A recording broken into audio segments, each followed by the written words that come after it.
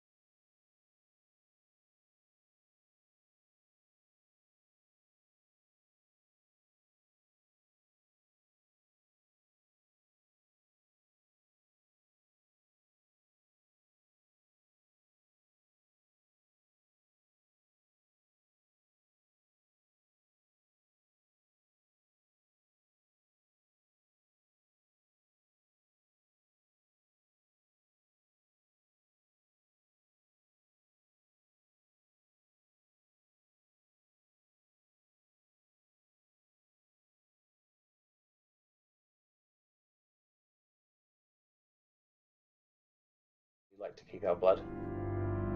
Cool. I think the whole gang's here. You can officially start talking now.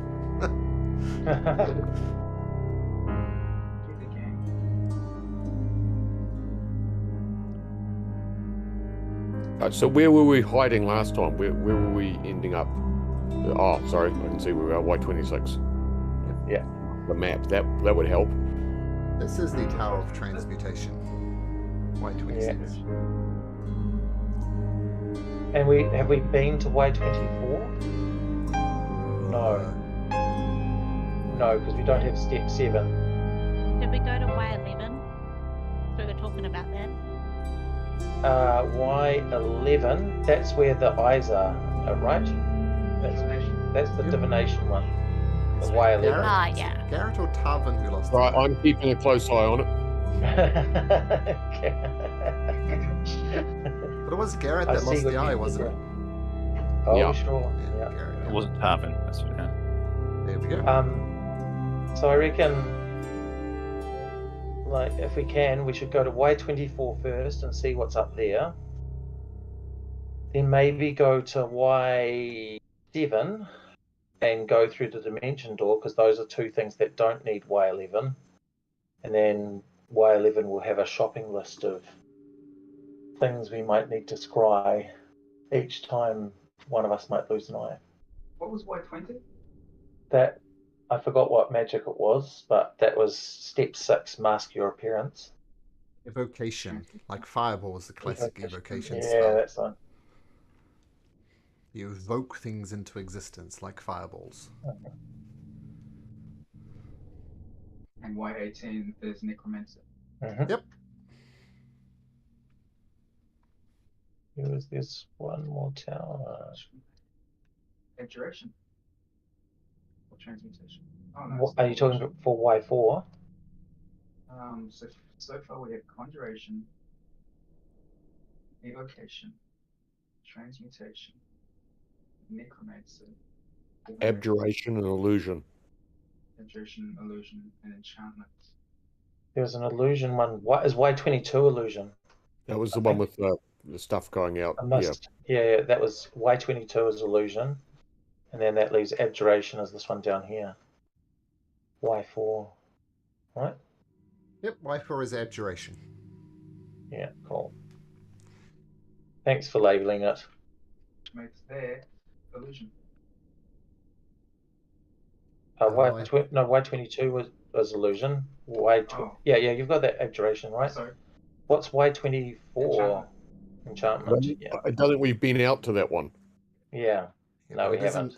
This Y24 is enchantment. So whoever's labeling it, thank you. Shall we do it, guys? Shall we go to Y24? Where are we at the moment? Quite literally. It's Y26. Oh. Yeah. Alright, so you guys descend Y26 easily enough. And just a reminder, I whispered some things at a failed saving throw last session, so don't forget that. So, you head across to Y24, and ice has engulfed the lower floors of this crumbling tower. Pink light pours out of the highest window, a single point of illumination in a dark and out-of-the-way region of the city. Now, it's not hard to, with your magic users, Villain will point it out, nothing else. This is very obviously the Tower of Enchantment. Just the rune itself, enough to give it away. And like literally the symbol of enchantment is on the side of the building. And the door is ajar, and you can see in, and there's a staircase heading up. There appears to be no shut doors, no guardians or nothing like that that you can see anyway. I can check for traps the barbarian way. I can just run up the stairs if you would like. The illusion, I reckon people are going to be attacked by mind illusion-y things.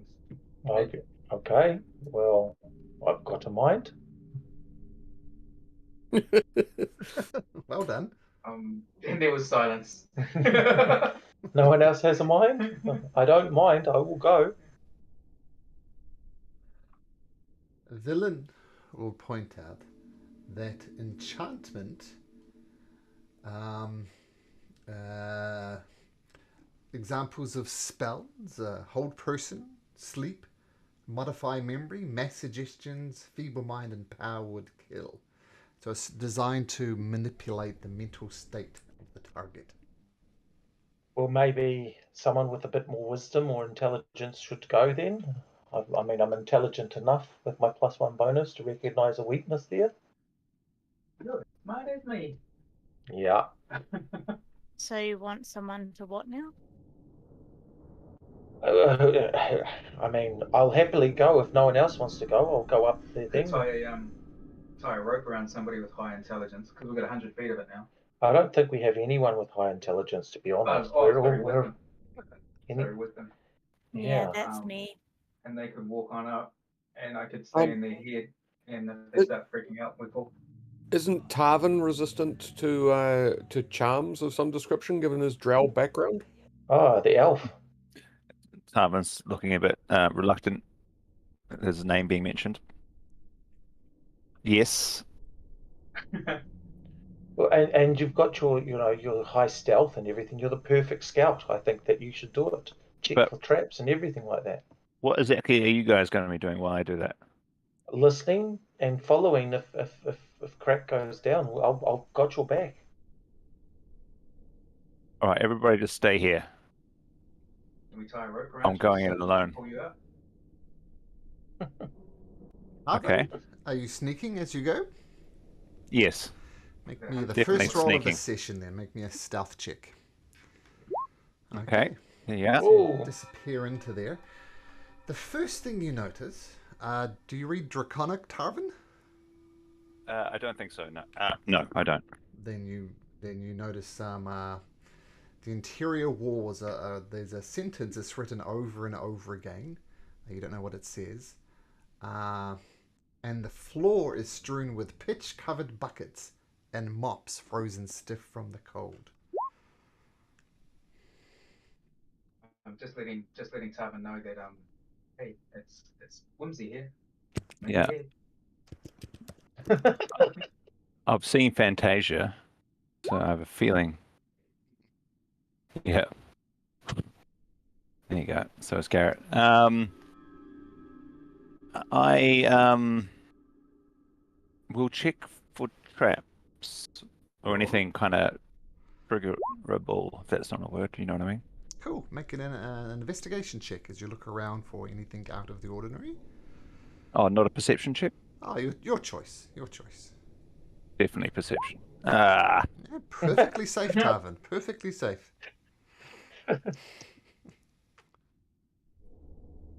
Okay. So are there any stairs leading up or anything, or any other doors? Sorry, one sec. There's just a spiral, sort of an internal spiral staircase winding its way up to the top.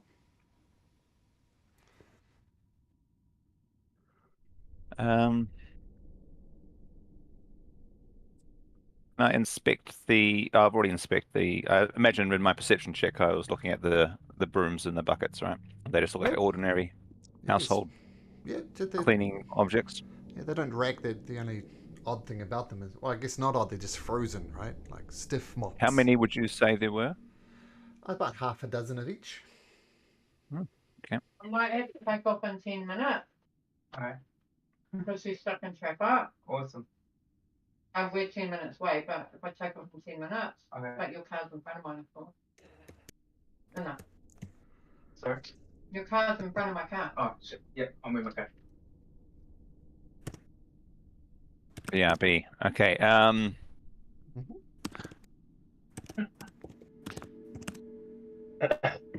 Tarvin will venture up the spiral stairs then cautiously. Okay. As you wind your way up the stairs, exploring as you go, there's a different phrase that seems to repeat. It's different to the one on the ground floor. And you notice, like, there's sort of platforms as you go up as well. the floor is littered with empty wine bottles, and there seems to be a phrase repeating over and over again that seems to be written like with wine, like it's been stained like a red color, as if wine was used to write this message.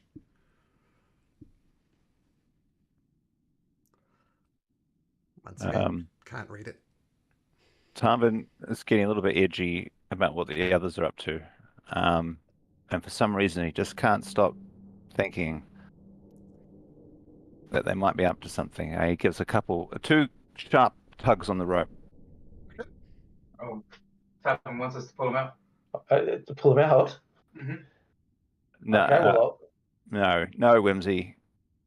He Oh, says no, he through his doesn't. head, "Come in." Oh, he wants us to go in. Oh, okay, yeah, sure, all right. I was Oh, about no, to- worries, Tavern. Sounds perfectly safe in there. Cool, thank you. All right, we bowl on up. Jesus, like she can't even read my mind. He And said, George, you streak something Draconic, about right? his mind. Me and Garrett do, yep. Oh, okay, cool. So the phrase written on the interior walls as you enter, this is what it says.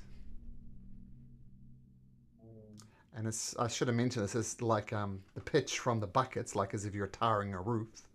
That's what that phrase is written in, a pitch, like almost like tar. Okay. I think there's someone's local. Come up the stairs where I can see you. Yeah, we're coming. There's another phrase here. On our way. We share it with everyone, by the way. Oh, I do, anyway. And this There's is another the phrase here. that's written over and over again in wine. Does Whimsy know anything about a magic user called Ivera and her history? Or the professor. Or the professor, yeah. Or Arcane. Just a sec.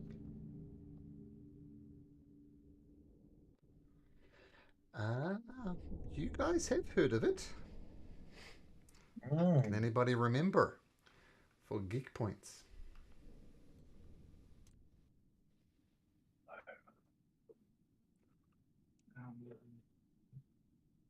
There we go. I'm assuming your players know it better than your characters. High Enchanter. Oh, yeah, of course. Yeah.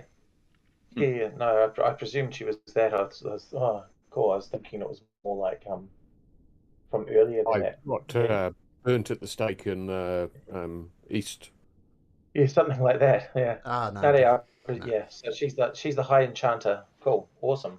So for this one, so she's gone a bit mad. Yep. Surely that was thousands of years ago. Yeah. Do you think they've survived this long? Well, thousands of years. How long do elves last and that sort of thing? And powerful magics. I've heard of druids. Oyamanatok is pretty old, I've heard. What race what are they? But just druids in general, they learn how to slow the metabolism down and last for years. But the people in the city, I recall them being... They're all weren't they all mind flayers in the city? Magical, yeah.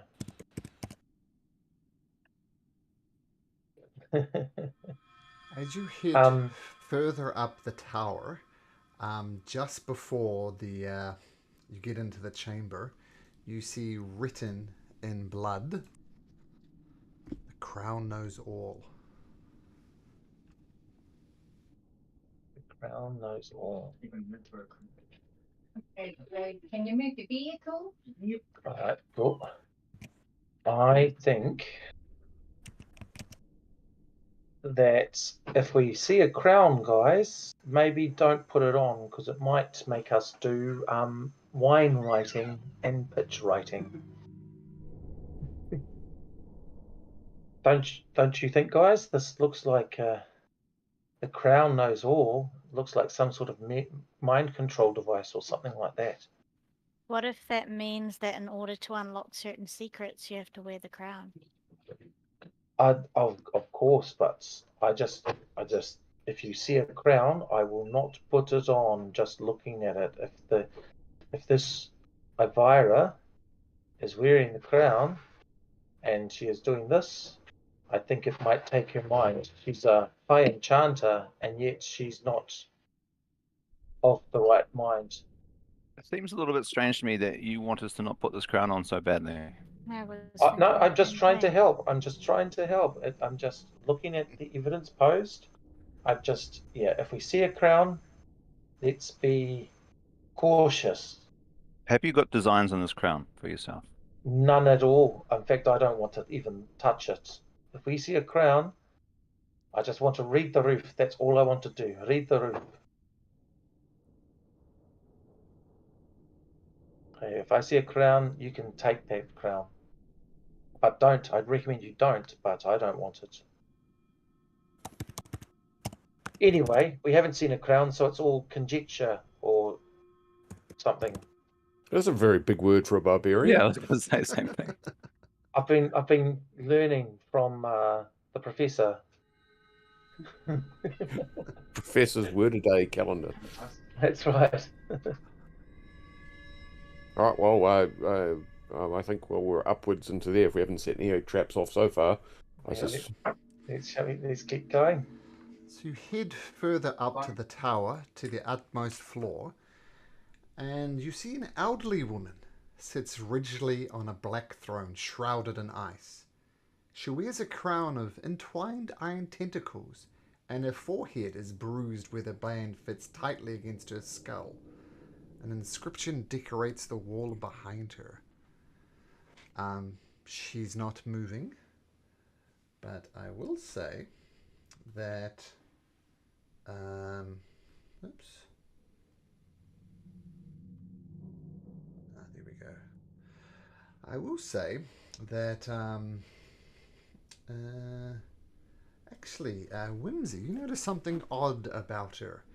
I mean, she's very elderly looking, scrangly hair, wrinkled skin. But you notice ever so slightly her chest expands and contracts. She is not dead. Does she look like the other dude we killed? And that same kind of humanoid? The other dude we killed was a skull. Oh, The main dude. Would our paladin get some sense of deadness or indeed undeadness? Like to fire off a divine sense, Nymphadora? Sure. Yep, she is not undead. She's not a wight or a ghost or anything like that. She's just a very old human, breathing very shallowly. So she's alive. She's not undead.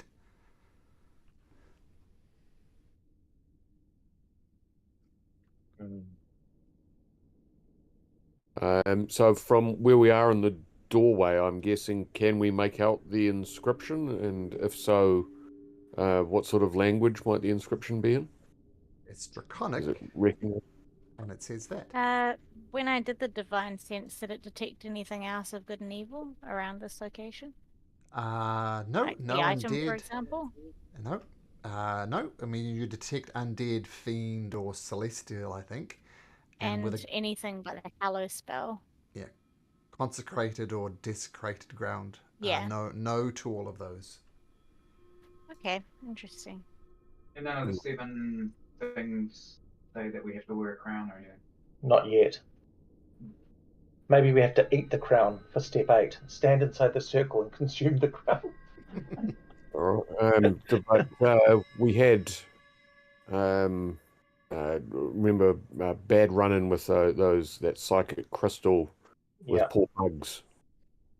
Yeah, I think one thing that we might be able to do, I whisper, one thing we might be able to do is ask her for a hall pass. You know, if she's the High Enchanter, we might be able to get permission to go into that other place. Yeah. What do you think, guys? Is that a good idea? I think it's worth a try. The only thing is, what if she's bad and she just wants to kill us? Everything here is bad. What do you mean? And harmless. Well, maybe. Oh, what about Dolores? Oh, sorry, Whimsy. You said that you could turn into someone. She's seen me now, so Oh, is your eyes open? I don't know. You could go out and come back in again. Yeah, just walk down. Okay. I stay in my head. Her eyes are No, go out. closed. And I'll turn into. Have we seen pictures of any other sorcerers? She might hate them.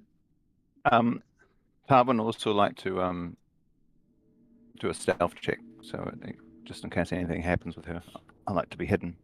Okay, so you find some rubble, we'll say, and try and sneak your way past there. So Tarvin, yeah, make another stealth check. Can Albert, you haven't seen any recent, very accurate depictions of any of the high wizards of sorcery, but you did see in this room. Remember, there were like stained glass windows of representations of them. So. Oh right. So, I mean, you can Okay, attempt to look this like is one of those if you illusion. like. No, we're in illusion or we're in enchantment? We're in illusion, aren't we? Illusion. No, you're in Okay, enchantment. looking at those things. Enchantment, sorry. Yeah, we're enchantment. Oh, we're in enchantment. Yeah.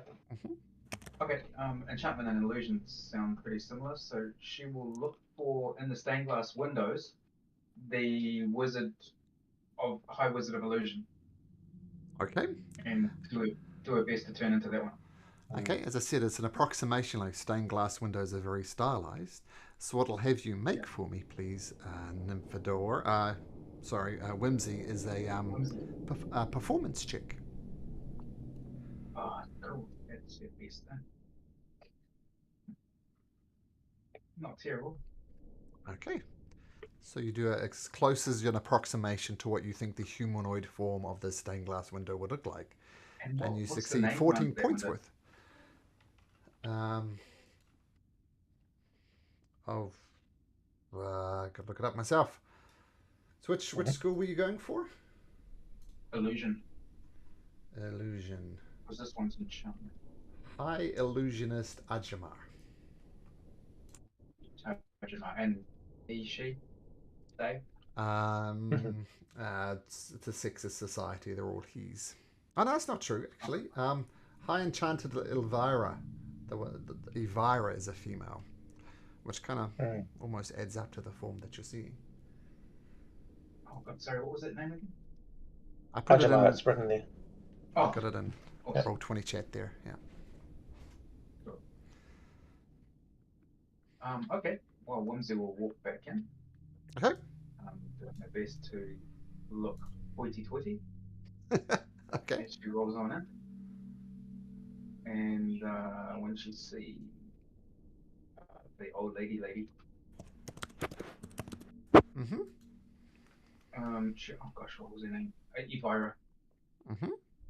She says, "Hello, Elvira. It's good to see you looking so beautifully well."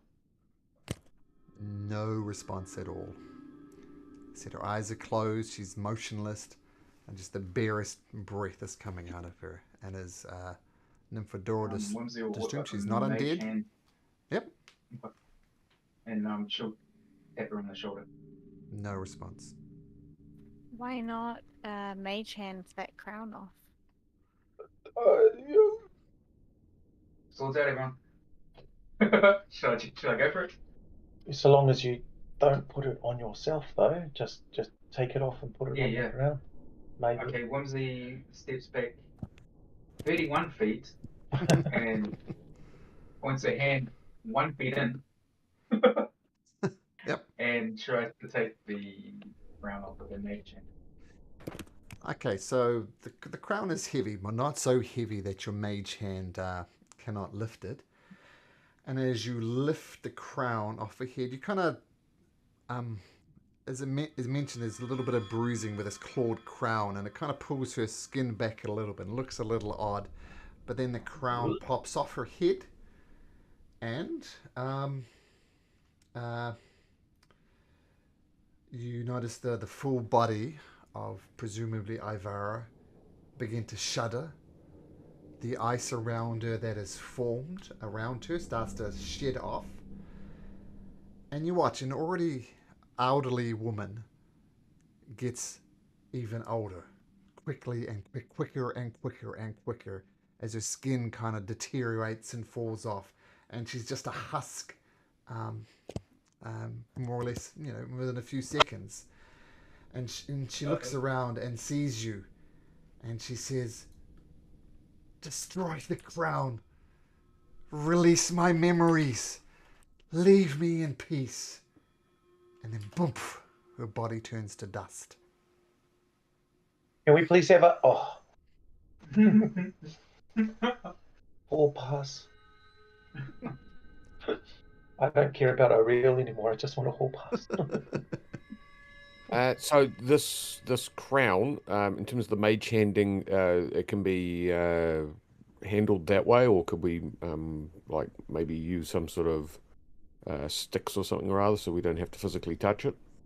Can we wrap it up with a bit of spare cloth, maybe a tent or something? Yeah, because if we are going to get rid of it, how are we going to get rid of it?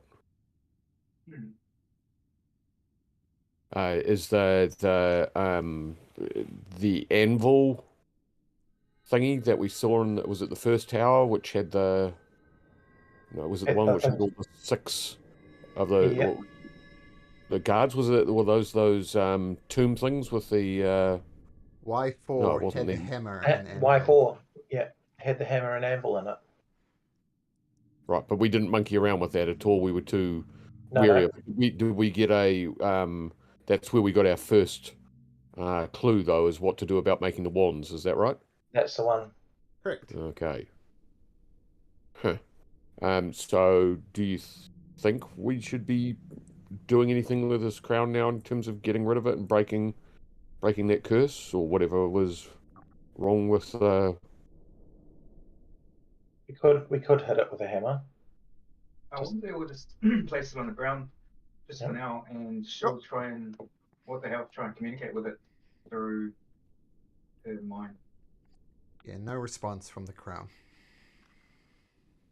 Okay, she'll go the for... number you are trying to reach has been disconnected. Please hold the caller. She'll... What the hell? She'll pass it to... What can I find out about this? Conjuration used to inspect some magic. Well, it's clearly magic. Can we ask the professor, and can we ask Valen, because Valen might want it.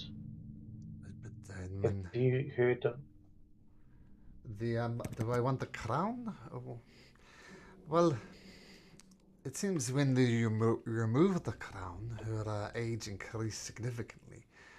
So it seems to me she was being kept alive from this crown, but at what cost? I mean, has she been long? Maybe hundreds of years she's been here. Unable to move, unable to blink. This is not something that I want. We could take it back and smash it with the hammer. It sounds like a thing that George would like to do. George could even try and give it a smash with his old maul right now, if you like. Guys, can I smash this? Like I smashed that table in the theatre? Should that be something that if you do that we back away? At least in case it unleashes all hell. Is it a good idea, Tarvin, do you think? Whimsy doesn't think it's clearly highly powerful. Tarvin's hiding behind some rocks. Keeping a very, very close eye on Dorge, though. He's just worried that Dorge is going to put the crown on. Yeah, I think we should destroy this thing. That's what she told us, right?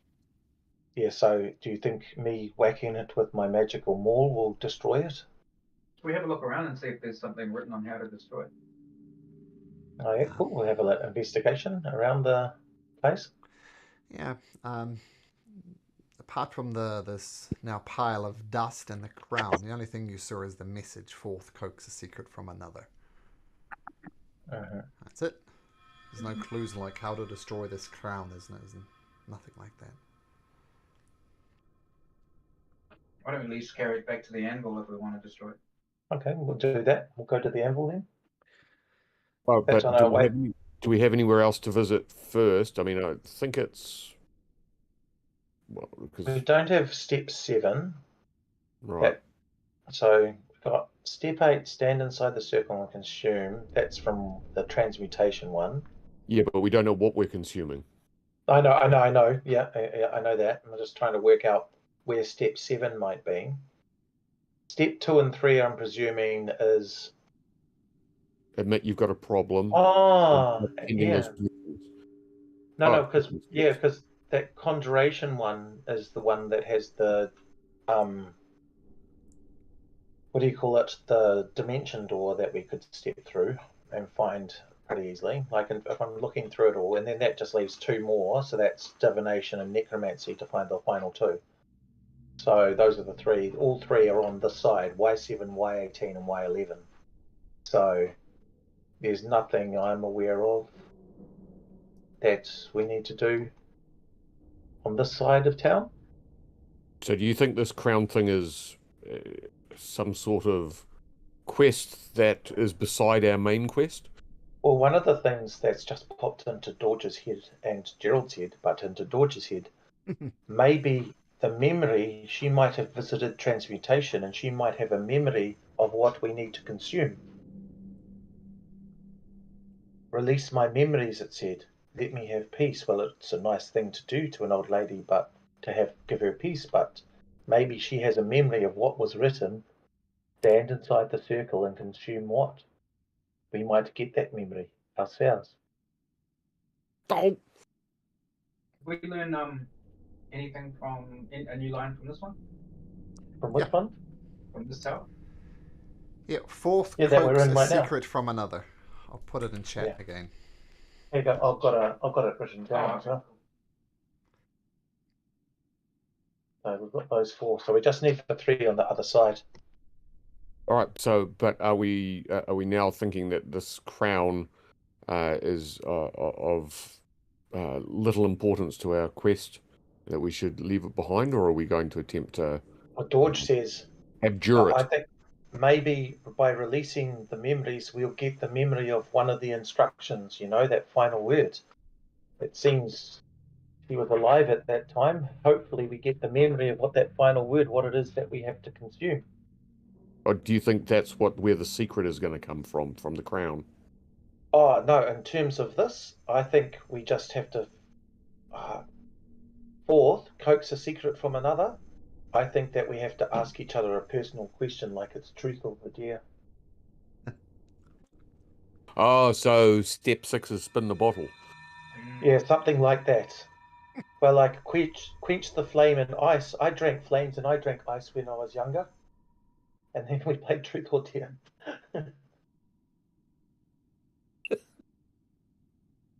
Okay. So Right, where so are you do off we to? take the crown? Shall we go to Y4 with the hammer? Is it on our way to where we're going to next anyway? Absolutely. Yeah. Would that hammer be useful for our excavation, being it's the only other tool we've encountered? Oh, perhaps. Yeah. We've also got this red building here that might be able to have some sort of implements to help with our digging as well. Is that the local hire pool? We don't know what it is. It's a red dot on a grey map that makes it look interesting. All right. Okay. So all right then. Back up the tower. Are we mage handing this, or are we kind of like, have we got it on the tip of the magic spear? Wrap it in something. I think we've wrapped it in a tent or something, a piece of canvas. Sure, easy enough to taking do. it with us.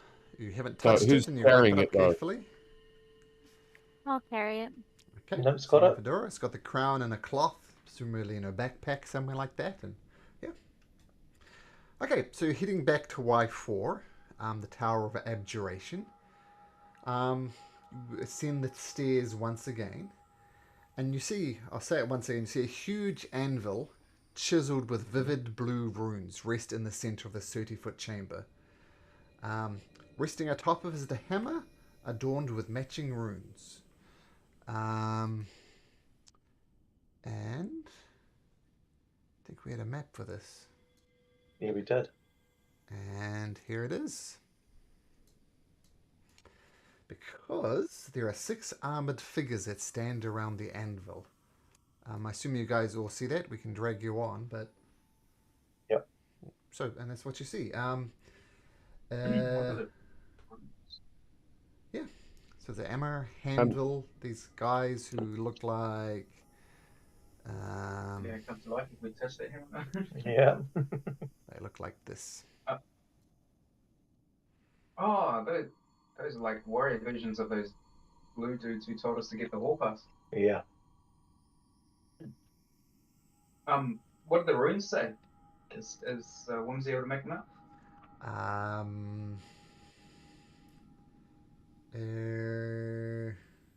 What language there?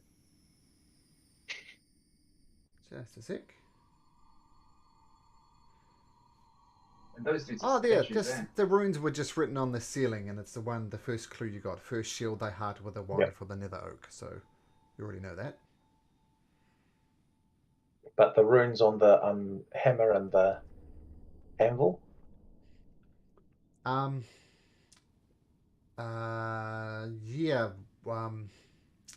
The runes on the anvil and the runes on the hammer match.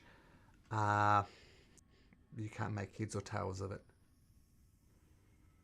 Some arcane. It's not a language. It's more like runes of power, not a language as such. So last time we just waited at the doorway and nobody actually really went in because we could read the stuff from last time. Is that right? Would Nymphadora again be able to get a sense on whether these are undeads or fiends or what sort of thing? Do we think these are magical constructs? Like those tomb tapper things? You don't get a sense these things are fiends or demons or devils or anything like that. Constructs would probably be the best description of it as far as you can ascertain. Something that's been made. Have you did you not heal up, Whimsy? What's your HP at? Oh no, 72. Alright, sweet. No, we did. Yeah. Cool. Well, shall we, if we are going to... these people before. Where did we fight them? It was in one of the other towers, because I remember going, look, there's we fought the big bees, big hands things, the ones that grabbed the Starship Enterprise and shook it up and down. I think we encountered them talking at the bottom of that tower, not that tower, but that other room. I don't think you've actually technically fought them yet. Yeah. They just said, you only with permission can you go in there. So. And there were still 3 looking instead of...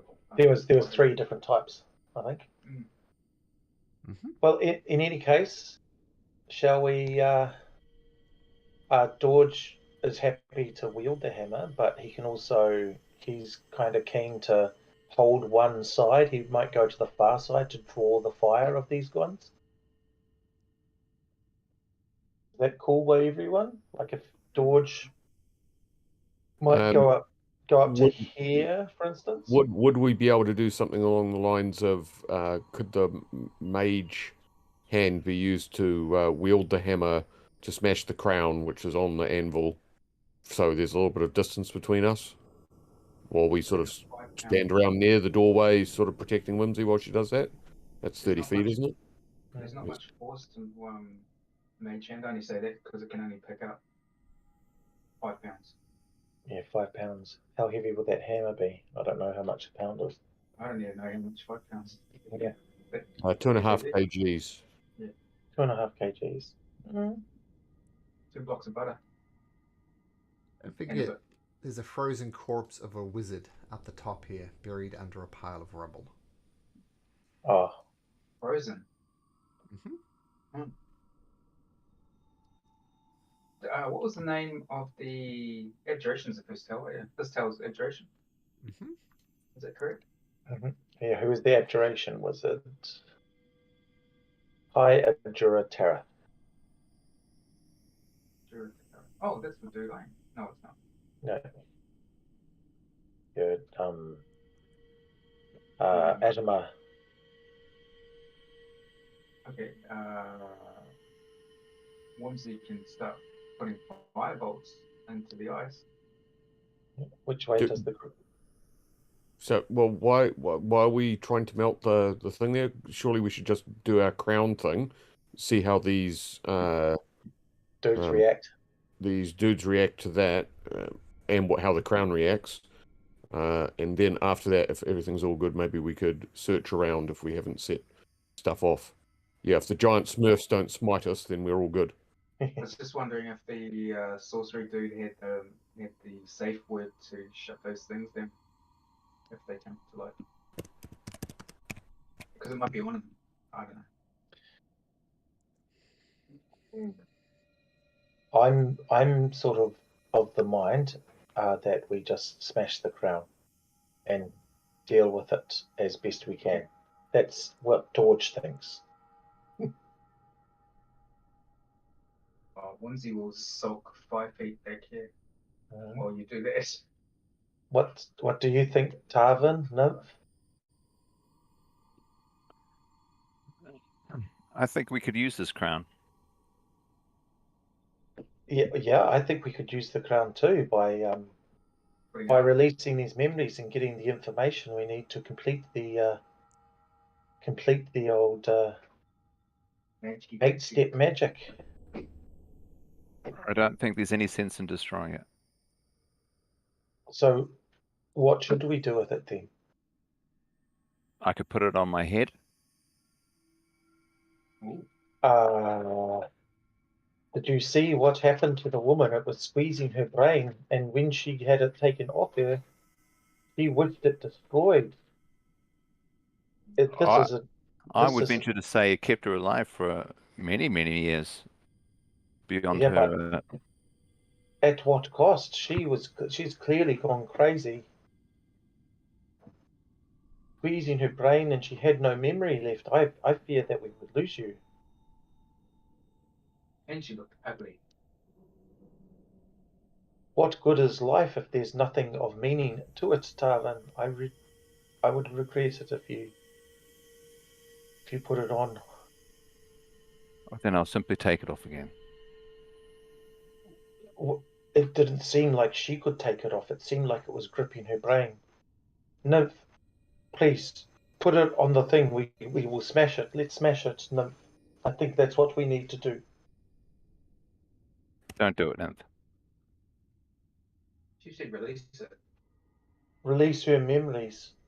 Release herself. We will be saving this person as a paladin. Surely you don't want people to be tortured in their death. We need to help the soul rest. Well, Whimsy will use the mage hand to put it on the anvil, and you guys can talk about it more. Well, Nymphadora has the crown. Sorry. What are you doing, Nymphadora? You're just going to place it on the crown? I'm smashing it. So you pick up the hammer, or you use your trident? Pick up the hammer. You hear a voice in your head, Nymphadora. And I'm looking at the wrong screen. And the voice says to you, "Bring ye me your items of power, and together we will destroy them." And as you pick up the hammer, roll for initiative. all these dudes around the chamber. No real spoiler alert needed for that one.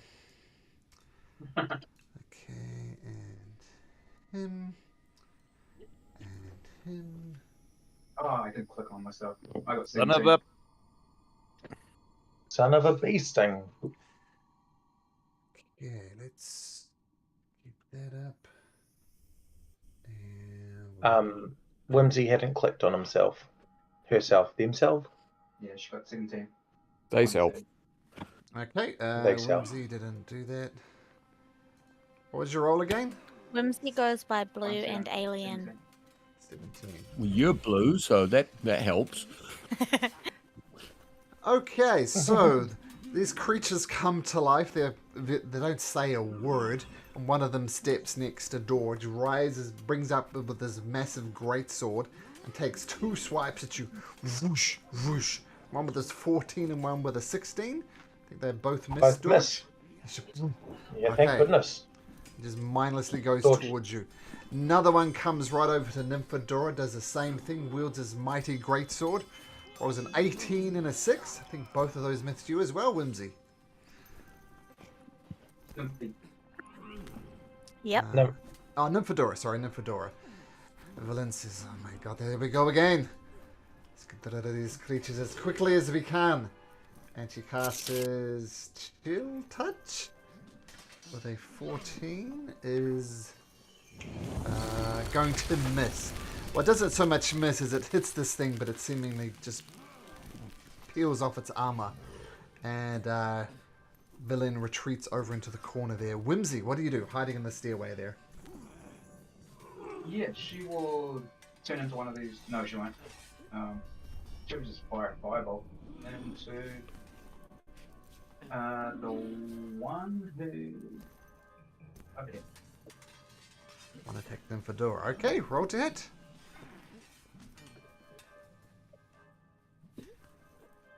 $13 just dodges it easily. It's a miss. Nope. And she'll step back another 5. Okay, so just gonna scatter down the stairway a little bit, duck your head, so you get a little bit of cover from the stairway. Okay, Tarvin. Okay, I'm going to, with Dread Ambush, cast Hunt Out. I think I've got enough spell slots. Hunter's Yeah, Mark. Hunter's Mark. Yeah, on this one. Okay, here's Hunter's marked up. Okay. Yeah, My that's- natural one for the session. Okay. Just the one, yep. Second shot. That's definitely a hit. Cool. Okay, so 8 damage plus Dread Ambusher. Okay. Plus 4, and then Hunter's Mark. 12, 15. Okay, yeah, the arrow sinks deeply into his flesh. No reaction whatsoever, but you've done some damage to it. Okay, one more attack. Oh yes, one more attack. And that one hits as well. Don't forget your 9 plus Hunter's Mark. Yeah. So, 11 points of damage. Okay, once again, the amount of way he doesn't react is a little disturbing. And you dash over there. Yeah, this guy will go for Nymphadora again. Once again, wielding this massive greatsword. First one is an 18. Does a dirty 20 hit you nowadays, Nymphadora? Well, let me just double check. I'm only size 21, so yes, it does. Okay, so he hacks into you with his great sword, and you take, oh, that's a terrible roll, only 8 points of slashing damage. Okay, Dorge. I've fallen off the list. I was a 15. Sorry. Okay. Dorge was a 15? No, not George. Garrett was a 15. Garrett was a 15. Oh, Yeah, sorry. I was adjusting my number of laser shots left on there, and for some reason it didn't come through. It was a 15 back couple. Okay, so yeah, go now, Garrett. Yep. So I will Zephyr Strike. Okay. So Advantage on the extra first one. So we'll advance over here and whoop, have at him with the rapier. You see that advantage. Taking a swing. Zephyr Strike. Oh dear. Oh dear, that doesn't sound good. Well, I'm just trying to read it as to 6 or no, it's 13. So I'm assuming that was a miss with the rapier. 13 is a miss. Yep. Did you have advantage for your first hit with Zephyr Strike? Yes, but that would have been it was a 2 and a 6, so that was not very good. Okay. So second lunging attack. That one will hit. Yeah, come on. Oh, okay. Oh, hang on, why have I fallen off? All right. 12 points. 12 points against. Yes, that one's already been hit, so absolutely, yeah. Once again, doesn't really react at all. To be a mindless construct Right, of some sort. I got a little bit more movement, and I don't provoke opportunity attacks because of the Zephyr Strike. So I'll move to here. Dash over there. Okay, very good. Dorage, you're up. George is just going to move up to here. Yep. He's going to attack this one next to Nymph, I think. No rage. Oh yeah, definitely a rage. I have a new button I made just for you. Here's your rage sound. Oh, okay, cool. That sounds. He sounds upset. Okay, so he's raging. Yep. And why not make it reckless? I think we can make it reckless. Every barbarian should go reckless. Fantastic. Okay, so at advantage. Okay, that's a 17 to hit. 17 does hit. Oh, goodness gracious. So add 3 to this. So which 15? The one to the north? To the north. Okay, Yep. so 15 with your first strike. Nice. And then let's go again. Advantage again, 15. Getting too confident, that's a miss. Okay. You roll a 3 and a 6 at advantage. That's not great. Yep. But he's happy enough that he's done some damage to that one above him. And that's his turn. Nice. This guy's going to swarm towards you again, Dorge. And it's going to attack you twice with his greatsword at advantage. The first one is a 14. That's a miss. Miss. And the second one is a 15. Oh my god. That's terrible rolls. Miss. So wording around these greatswords. Apparently they don't know how to use them. Nymphadora, you're surrounded by them though. What would you like to do? I'm gonna hit this one. Okay. Taking a swing with your trident, or a stab with your trident at the very least.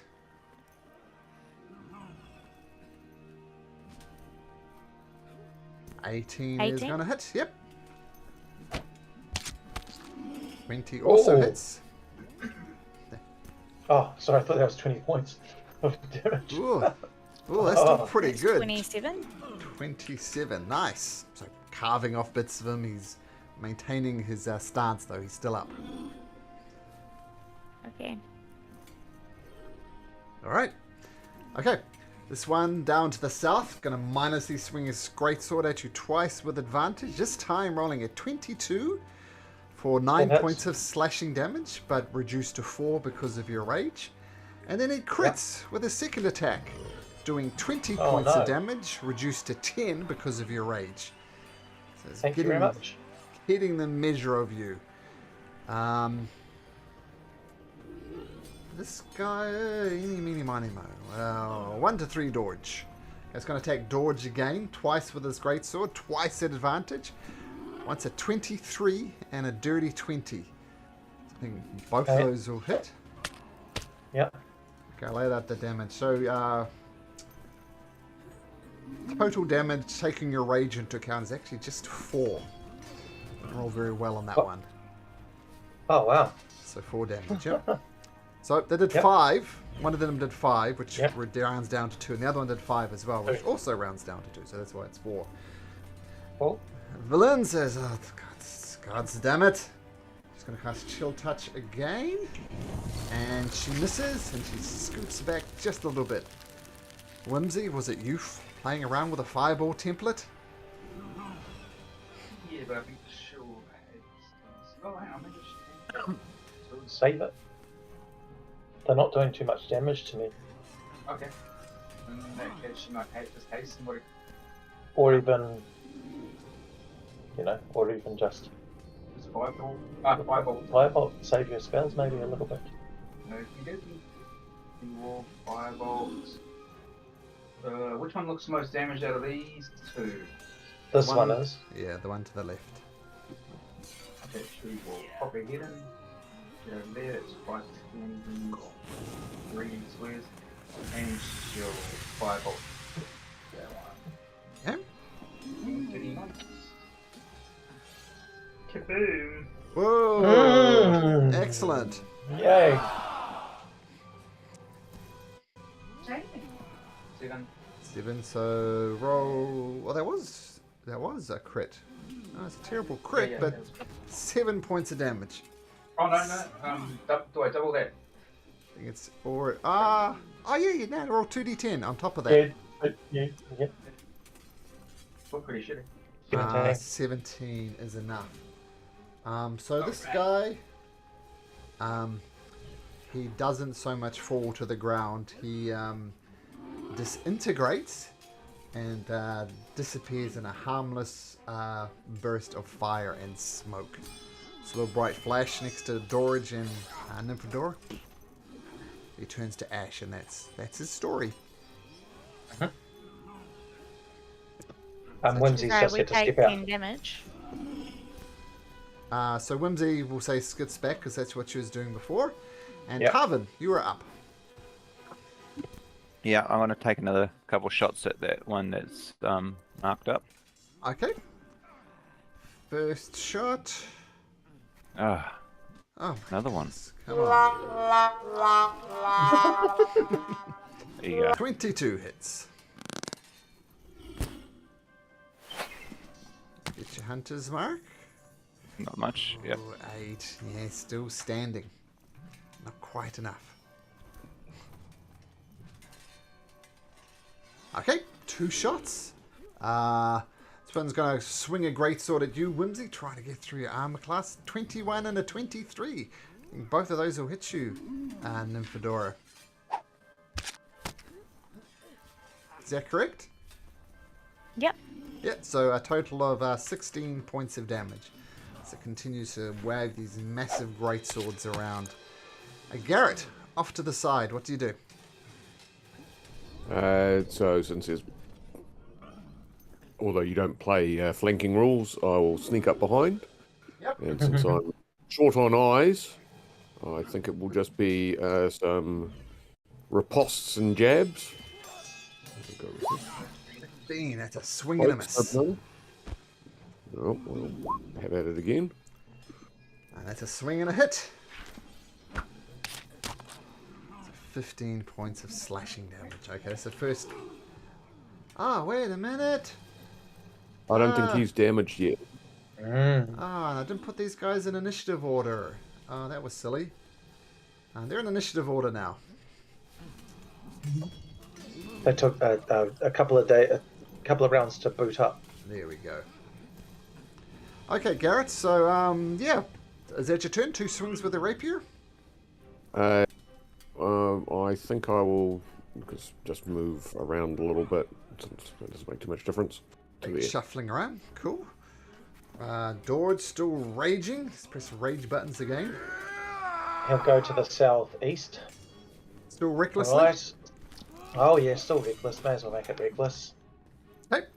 Don't be so reckless. That'll hit. And I'm assuming going to do more than 5 points of damage. So, poof, I disappears in a puff of smoke. I got max damage on that one. I got 2 6s on my d6. All right, so he's going to hit the one to the south west now. Yep. Cool. Add advantage. What's that give us? That hits again. 20. Cool. And then plus 3 on that, so 13 damage on the one to the southwest. 13. Okay. And can I knock? Oh no, I'm not. I'm going to knock him back 5 feet using my crusher, but I'm going to hit him into this square, not directly backwards, because then that will put Tarvin under threat. Okay, so massive swing of the dragon wall and poof, knock him off to the side. Very nice. And then he's going to step across to here. Okay. Just to sort of. Perfect. Nice. Nymphadora, you have your allies against this one guy. What do you do?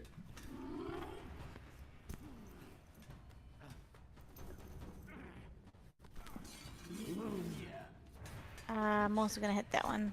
Sure. First swipe. Your magical trident is a miss. 2 on the dice. That's no good. But the 19 hits. 9 damage. Okay. Okay, so one of your swing hits. It's again the emotionless response of these creatures. Is that your turn, Nymphadora? Yes. These guys reboot. They come down and attack Villain. She's like, get off me!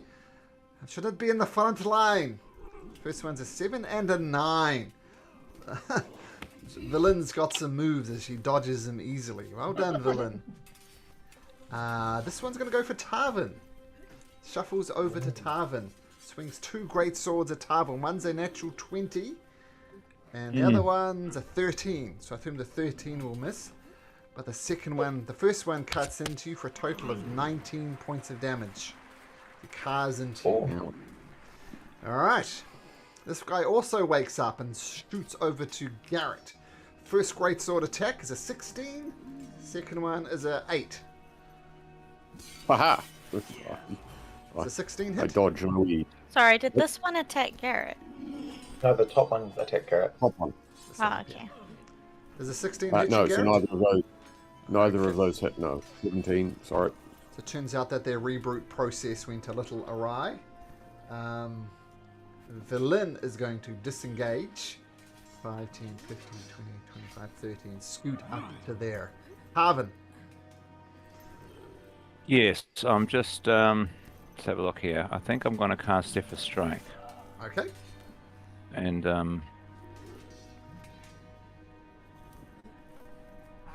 does that mean I can disengage? Hang on. Yeah, well, you don't Yeah, it does. both Yeah. opportunity attacks, so you can swipe at them and then run away. So you With cast impunity. Zephyr Strike. Yeah, I will. Okay. So advantage on your first Okay. hit. Yeah, First cool. attack. Zephyr Strike, and I'm going to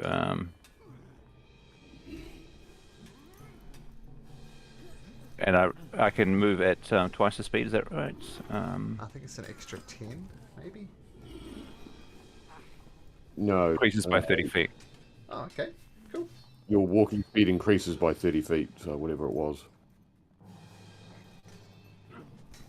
But given we're in a small room, that just means you can get to the other side. Yeah, I can get over here. Okay. No attacks of opportunity with Zephyr Strike. It's nice. Yeah, okay. Did you attack And it? I'm about to. Ah, It's not at advantage. Oh, it is. Yep. Okay. So here's my first attack at advantage. Yep. Okay. Hits. Oh, just a 6 on that one, and my second attack, which is not at advantage, I believe. Well, hang on, you get a 1d8 on that. That was the Zephyr Strike damage. Ah, okay, cool. Yep. So roll a There's a D8. third. That's a 13 a hit. That's a miss, isn't it? That is a miss. That would Okay, be so there's Zephyr my. Yep. There's my extra damage. So 6 plus 5. Okay, got it. Once again, I did describe how they would react, but they're not. Whimsy, you back with us? Yeah. Whoa. How's the guy looking? look at it. Okay. I'll put little health bars in all of these guys. I really wish it would default, but I can't work out how to make this default. So all the ones who are alive, you should see health bars on, and that'll tell you exactly how damaged they are. So, should see little health bars on them now. Sure do.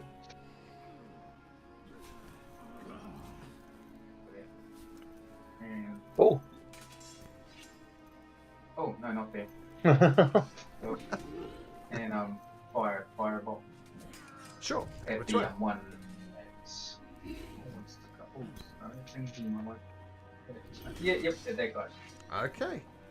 Firebolt away. That's a hit. 18. Oh, cool.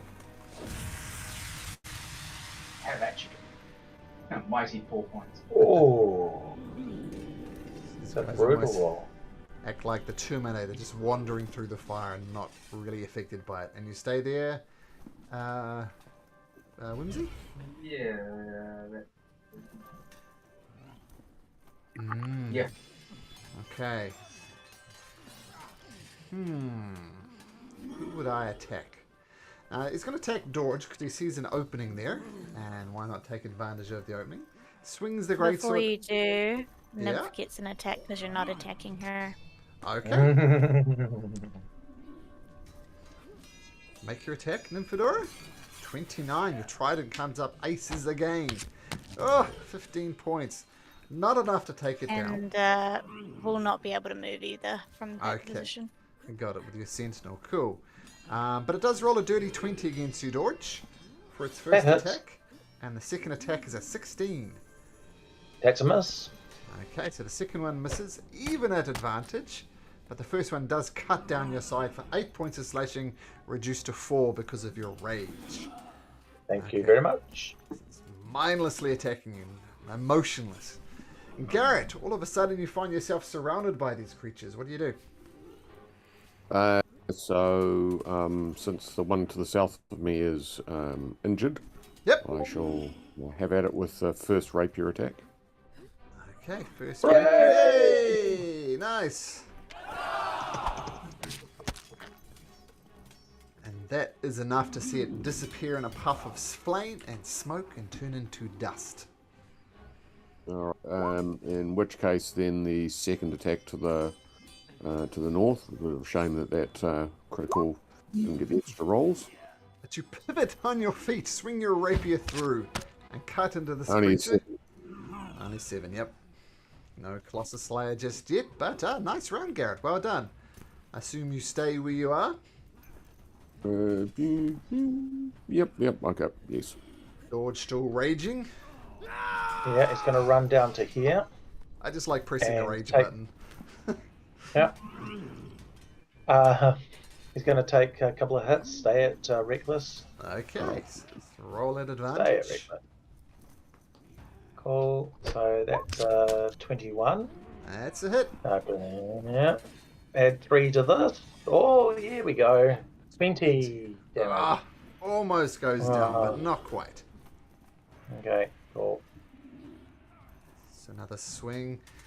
Okay, it has 3 Yeah. hit points left, which is enough just with your rage alone. And poof, disappears in a puff of fire. And what he's going to do after that is just run up to here and hold the line. Nice. Okay, Nymphadora.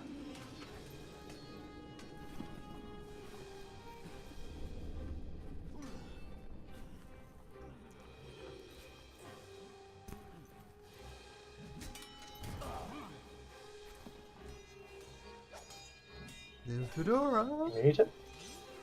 She muted. Yeah, I'm just trying to figure out how far. Okay. Oh, There's only 2 of them left. Yeah, she's gonna come up to do this one. Sure. Swinging, or stabbing with your trident. Oh, that's a miss. Second one's a hit. Make 14 points of damage. Okay, put in your trident, give it a twist, pull it out. Creature emotionless, but that is a hit. And do you stay where you are, Nymphadora? Yep. Okay, the construct takes another swings at Dorge at advantage. First for a dirty 20 and a 21. So, Yep. okay, I'll do the math for you. So 5 for 9 points of damage. That's taking your rage into account. So you take 9 points of damage, down from 18. This one is going to swing at Garrett. Swinging this great sword, a 17, Garrett. That equals my armor class, so a hit. Okay, both of them will hit. Oh, sorry, no, that was... So only one of them hits. One of them hits. For 7 points of slashing damage as a great sword carves across you. Valen says, to hell with this! And she casts Chill Touch again. And, Hey! alright, Valen, look at you. And only 10 points of damage, and she'll do it to this one to the north. I've got it. I got your back, got it. Finish this creature off. Tavern. Yes. Let's fire some arrows at. No bonus actions you wish to do? I'm running out of spell slots. All right, I will. Don't you have Hunter's Mark up already? And you can transfer it, can't you? It's concentration, so I used Zephyr Strike, didn't I? Ah, Yeah. okay. Yeah. Very good. Okay, but no, I'll just fire a couple normal shots at this guy. Okay. First normal shot. Hits. Yay. Oh, it's a hit. Yep. Yeah. And an 11. Got And it. a second shot. It's a hit. It's again. Oh. And an 8. So we go 20 in total. Ooh, look at this guy's Oh, no, hit sorry. point bar. 19. Yep. Just a ever so slight sliver you should see on that guy. Should give you a clue on how much hit points you are. Okay, stay there, Tarvin. Yes. Okay, Whimsy. I see a firebolt in your future. She will launch a fireball at that guy who's almost dead. Okay. 16 hits. It's its armor class, and it disappears in a puff of smoke. Yeah, had 1 hit point if that wasn't obvious. Okay. Okay. You gonna move into the room? Yeah. Okay, Garrett. It's just the one door just going toe to toe with. What do you do? Alright, we'll just get you the measure on that. Yes, I can get that. Let's move there. So currently not damaged, No. Correct. but we'll see if we can fix that with some attacks. Old one-eyed Garrett. Let's have a look. One-eyed Garrett is doing well. 19 will hit. 5 for that. 5, got it. And I assume the 10 missed. Swing and a miss. Okay, Dorge, you've got an ally now. You're still raging. Yep. Oh yeah. Still going reckless as well. Nice. Love it. Yeah. Oh, that's touch and go. That's a swing and a miss. Their armor class is 16. Ah. Let's go again. Yeah, that's going to hit. Yep. That's 15 points of damage. And he's going to move it 5 feet back. Directly down to this one here, actually. He might try. Okay, swinging with your maul, catches it in the chest, and he crashes back against the back wall. Nice. And then he moves in here just to protect Garrett. Nice. Nymphadora. It is now 5 feet too far from me. Oh, sorry. Is that? Throw yeah, your that's trident, right. I believe. But only You're once. trying to reach. Yeah, if you're there, you're 30 feet from Whimsy, aren't you? No, as in movement to Oh, enter. sorry. Oh, sorry. Doesn't it give you a reach? Your trident? Don't I'm think just checking that, but I don't think so. So sorry. No, it doesn't have reach. You can throw it. Once. Could, but I would want it back. I'm gonna take my spear from Dorge and throw that. Okay. Back. Yep. Okay, just. Don't have this. Just roll a d20, Nymphadora, and we'll see. Oh no, you got it. You've got it. Okay, 24 hits. Yep. Roll damage for that. We'll say. D6 plus 7. I'm not sure what happened there. But rolled a 3. Yeah, it's Yeah, 2. Rolled a 2. 9. But the 9. It's 9 points of damage. Okay. Woof. Okay, now you don't have your spear, but you can walk over and pick it up, of course. Well, not in this turn, anyway. Anything else you want to throw at it, Nymphadora? Throw the book at it. Oh, sorry. Oh, yeah, Nymphadora. Yeah. I've got my 1 javelin, so I can throw that. Sure. Rapid fire. Out comes the javelin, and it's a miss. Clangs next to it. Okay, the creature is going to turn his attention back to Dorage. Swing its greatsword once. A natural. Oh no, 13 with advantage. And a 20. So That's it. 20 will hit though. Pen slashing reduced to 5 because of your rage. Valin says, I've got your back, Dorage. Will cast my chill touch, the mightiest cantrip of them all. And she misses. Tarvin. Okay, yep, let's find some arrows. Actually, yep, no, fire arrows. Cool, that's a hit. That is a hit. 12. Got it. And then another hit. That hits as well. 7. Ah, Another so 19. So close. The arrow hits again. Creature's stumbling a little bit, but still maintains its form. Whimsy, can you finish this thing off? You'll have crickety poo. Yes, she will. No, Alright. yeah. Roll damage for your firebolt. And That's not what she likes. Whimsy. How do you want to do this? She'll send the flame through one eyeball and out the back of the skull. Oh, yeah. Nice. Okay. With that, all these creatures have just all disappeared into smoke, and you find yourself back inside this tower of magic. I assume you just kind of dropped the anvil as you went into combat. So we see the anvil still back over here on the table. And then Fedora. Yep. And the crown's there as well. Smash. Hulk smash. Oh, wait. Right. As you would. She only waits because Whimsy said it. Villain goes and dashes down into the corridor as well. Of course, your rage fades. Yep. Dorch. Yep. I'll take. Oh, yep. Oh, you're taking it off. And okay. Can you roll me a d4, please, Nymphadora? And I'd suggest I'll just tell you. Just roll a d4. Okay, so you bring the hammer down and smash the crown, and you see sparks kind of escaping from the crown. It's damaged, but you feel you need to take more strikes. But the strikes are definitely doing something. And Hulk smash again. Okay, My roll me daughter another wants to d4. run out the door now. It's just like, uh-oh. Okay. He's down the stairs a little bit. So the crown buckles a little bit. Still not quite there yet. If you're one more good strike could do it. Oh, man. Okay. So, can you roll me, actually, how should we do this?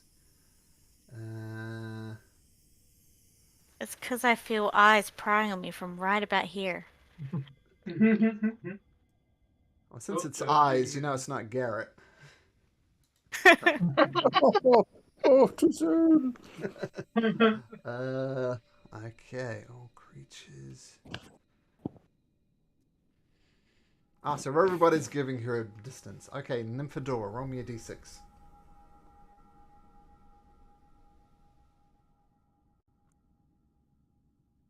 5. Okay. And roll me a d20 5 times, please.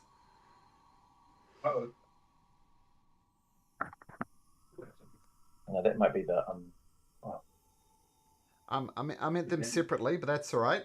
So 10. Yeah, 10, 15, 1, 14. and 10. And 10, yeah. So 10, 15. Was that after that? 1. 1. 1. Next. 14. 14. 10. And 10. And so all this knowledge just comes flooding into your mind as the crown is destroyed in a puff of purplish energy. It's gone.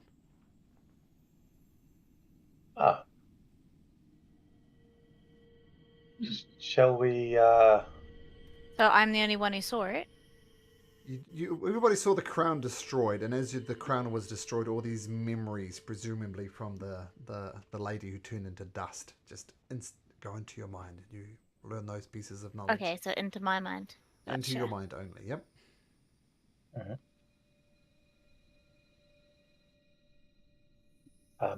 Shall we take a little short rest, maybe? You know, I'm a little bit damaged, or if someone's got some healing, I wouldn't mind a little bit of healing. Yeah, we've also got this mage body under the rubble up here. Shall we investigate it? We might be able to dress up with the... if we get his robes, we might be able to dress up, and that's our hall pass, guys. That's what Whimsy's going to steal some of their robes. Mm. And then she's going to go blue. Dorge goes up there and starts trying to clear the snow away. Okay.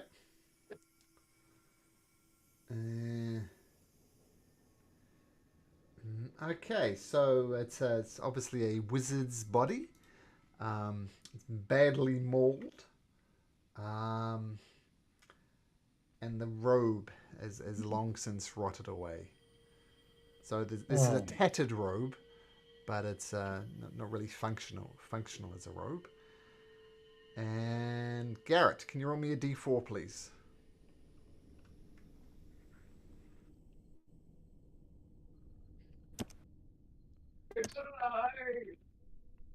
Oh, thank you.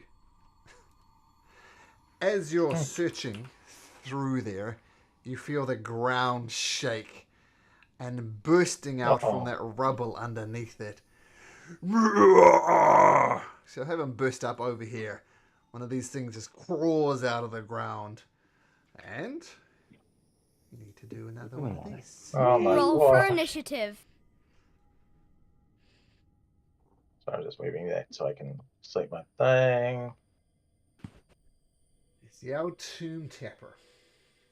The old Tomb Tapper, the old tapper. Alright, 16 is pretty well. I think, did we get everybody in successfully? I think we did. So you see this creature crawl out from the rubble beneath the wizard Tarvin. You're the first to react. What do you do? Alright, I'm going to use a spell slot for at second level for Hunter's Mark. Okay, Hunter's Mark is on. Which makes no difference to the spell effect. Anyway, and Dread Ambusher, 3 attacks. Okay, first hit. That's a hit. 9 plus we'll do Dread Ambusher. 6 plus Hunter's Mark. 5. 5. So okay. So that's 20, isn't it? Yeah, that's 20. Okay, second attack. Also a hit. Hits as well, yeah. 10 plus 4. Got it. Final attack. 20. Hits as well. Nice start. 8 plus 4. 12. Okay, so just arrow after arrow flies across and bumps into it. And then says, "Oh, I hate these things." She buckles back. She casts Chill Touch, and her Chill Touch goes awry. Oh, I've lost my touch. Who's over there? The Tomb Tapper sees George right in front of him. And...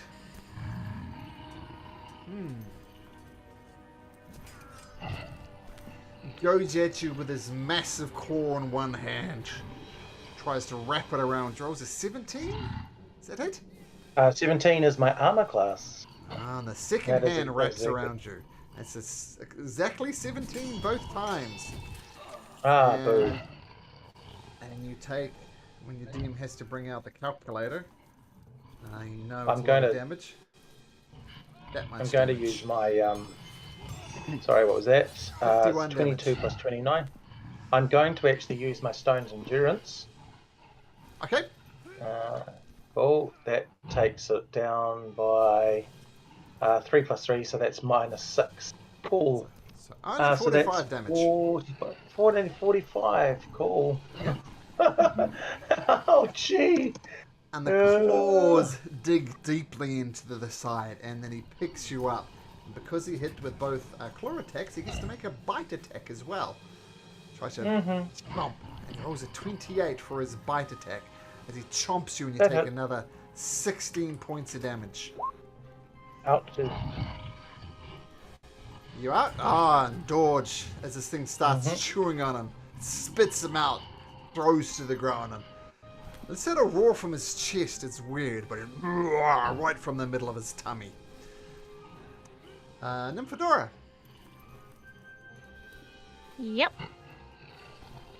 I almost took out Dodge in one round. That's impressive. Could have healed. Okay, trident attack. Right up in its face. 20 will hit. 18 will hit.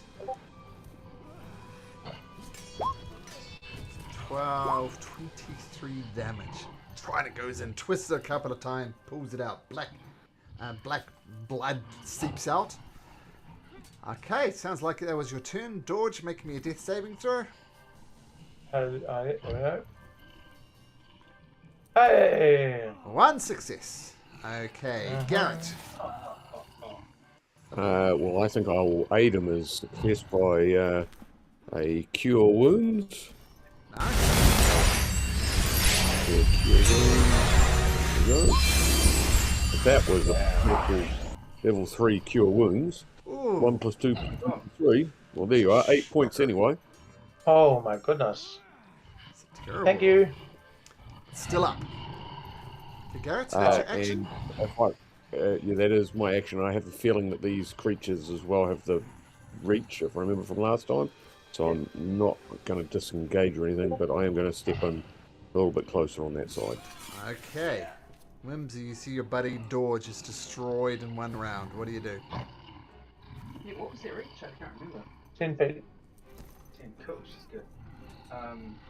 She's going to... Oh, it's back up now. But she will throw Ruthlum's Psychic Lance. Yeah. Lance, nice. Oh man, useless roll. Oh, did that damage come up? No, it hasn't come through. Oh, there it is. 18. So we'll get it to do an intelligence save, which it has advantage at. This rolls a 20 for its intelligence save. So that's half damage. Yeah, all 9 damage of that. Well, And you look at need to those do your rolls. one magic. 3, 4, 2, 1, 1, 2, 2, 3. You guys are rolling terrible Yeah. for damage. But this is psychic, so that's magic, right? Yeah. But he made Yeah, his so save. she has. Yep. What's that? Well, she's. You've got my aura. Which does what again? So it's resistance to damage from spells to all friendly creatures within 10 feet. So you take a quarter of that now? This is Whimsy attacking the bad guy. Yeah. Oh, I thought that was she was taking psychic damage herself. No. But No. if you want to make her a resistance, No, you're he's more not than welcome. friendly. Okay, no, not friendly. Of all the friendly creatures in the universe, this is possibly the least friendly. Okay, Whimsy, so your psychic lance goes off. Oh, wild magic, yes.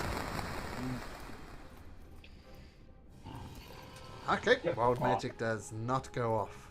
Okay, psychic lance, gonna stay there, Whimsy? Yeah, it's back up now. Cool, yep, it should stay there. Okay. Tarvin, hanging out with your buddy villain, well away from this monstrosity. What do you do? No buddy of mine. Yep, couple shots. Yeah, hits. Don't forget your hunter's mark. Yeah, coming right. Oh, yes, very good. 17. Second nice. shot. Hits as well. Oh, 8 plus 4. Another 12 points of damage. Well, you're doing really well over there, Tarvin. And Lynn says, Well. let me try. And she misses with a cantrip. God damn it. She's, after that natural 20, she's gotten a bit lame. The creature roars and turns towards Garrett at the top. Gets out a claw, digs it into Garrett's side for a 17, Garrett? That is my armor class. Okay. So the claw digs into your side. You take 19 points of damage. Oh, and the second claw hits as well for another 21. What's the number? 21. I get a... Sorry, I've got a an option about this. I think I've got a feature or trait that if I'm multiple attacked, I get a bonus to my armor class for the subsequent attacks. Okay. Where is it? Multi-attack defense. So a creature hits you with an attack, then you get a +4 to your armor class. That would take me to 21. So was it a 21? No. The So second one? So the second one misses. So you take Oh. 19 points of damage. I've been waiting for that for ages. So I thought, oh, I'll take that. That was a pretty good thing. It's never come in any bloody use. This is very much the time when you want to use it, because if that had hit... Yeah, not get gnawed on. Oh, it would have done a natural 20 on its bite attack. So from that trait, Right. you avoid 62 points of damage. So I think that trait is... You only use it once in your entire character's life, it was worth it. So it certainly was. So only 19 points of damage as opposed to a crap load more. Okay, well done. Nymphadora. Yep. So I was meant to get a reaction on that, I think, but I'll attack him. Sure. Sticking in the trident. Give it a twist, that hits. And that hits. 2 beautiful attacks. So 11, 24 points of damage. You guys are gradually chipping away at it, but it continues to roar, just furious. Dorge, you're on the ground before it. What do you do? I'm going to stand up, and I'm going to rage as my bonus action. I'm not going to. Reckless. I'm just going to go normal. Okay. Here we go. That's the first one, 22. It's a hit. And that is +3, so 11 + 3 is 14. And then goes another swipe at it. Oh, 16. That's a miss. Alright, and because I'm raging, I can now, you get disadvantage on your opportunity attack as I run away. I'm going to try and come back to about here. Okay, If you take the opportunity attack on me. Oh, it is. He's going to swing at you with his sledgehammer, and it's at disadvantage, you said? It's at disadvantage because I've got a special rage thing with my eagle totem. Dragon flavored. It's one of those. Yo! Natural 1 at disadvantage. Okay, very good. So you narrowly dodge out the way the sledgehammer crashes beside you, cracking the floor, but you are well away in safety. Garrett, almost dying last turn. What do you do? Yeah, right. Well, not that this thing's got eyes, but I think it could do with a good poke in the face with a rapier. But it won't on that first attack. Oh, And neither will it on that second attack. No. Your luck has changed slightly. Right, well, I'll step in at least closer to Nymphadora. Okay. Whimsy, this thing is doing a number on your party. What do you do? Yeah, she'll use a haste spell on them. Okay. So she will do. Haste it up, Nymphadora. What do I do for when I do? And she'll stand over here. Say, if you're gonna attack Dodge, you're gonna come through me. Okay, haste is cast. Whoops, it's slow. But that is haste. There we go. Alright. Whimsy, casting it, focus on it. Feel the adrenaline pumping through you. Nymphadora, Tarvin, you are up. Okay, so I'm going to perhaps maybe overconfidently switch to a laser rifle and take a couple shots. Okay, first shot. 16 Oh, it's a miss. Is a miss. But I have a laser shot sound. Should have been using this whole campaign. Okay, second shot. Something shot. Stupid thing. I should have stuck with my bow. There we go. There we go. Laser shot sound. 13. 13 Plus points your of 100 marks. 18 points of damage. Okay, you're gradually grinding this thing down. Okay, so 2 shots. One of the things hits with a laser. Villain says, "This is the time. This is my moment. I will take this creature down." And she does hit. Hooray! 7 necrotic damage. Okay. Oh dear. Yeah, eeny, meeny, miny, mo. 1 to 3, it's Garrett. Okay, it's going to attack Garrett again. I'll keep your And I'm going to get an attack on it. Okay, yep. Take your attack. Ooh, that's going to miss. Okay, claw attack against Garrett, which will be a normal roll. It's a 25. So you take 15 slashing damage. And this next one's at disadvantage. No, it's my armor class is effectively 21 for this attack. Oh, okay, it's a bonus. Okay. Oops. Yeah. It rolls a 22. Damn it. So close. So it does another 26 points of damage to you. And you know what Garrett looks like? He looks like a tasty treat as it digs its claws into you, brings it up to its mouth, takes a bite. Rolls a 24. Oh. Take an additional 19 points of damage. I'm down. Chews you up, spits you out, throws you to the ground. Roar! Nymphadora, with the adrenaline pumping through your veins. You can have up to 3 attacks if you like.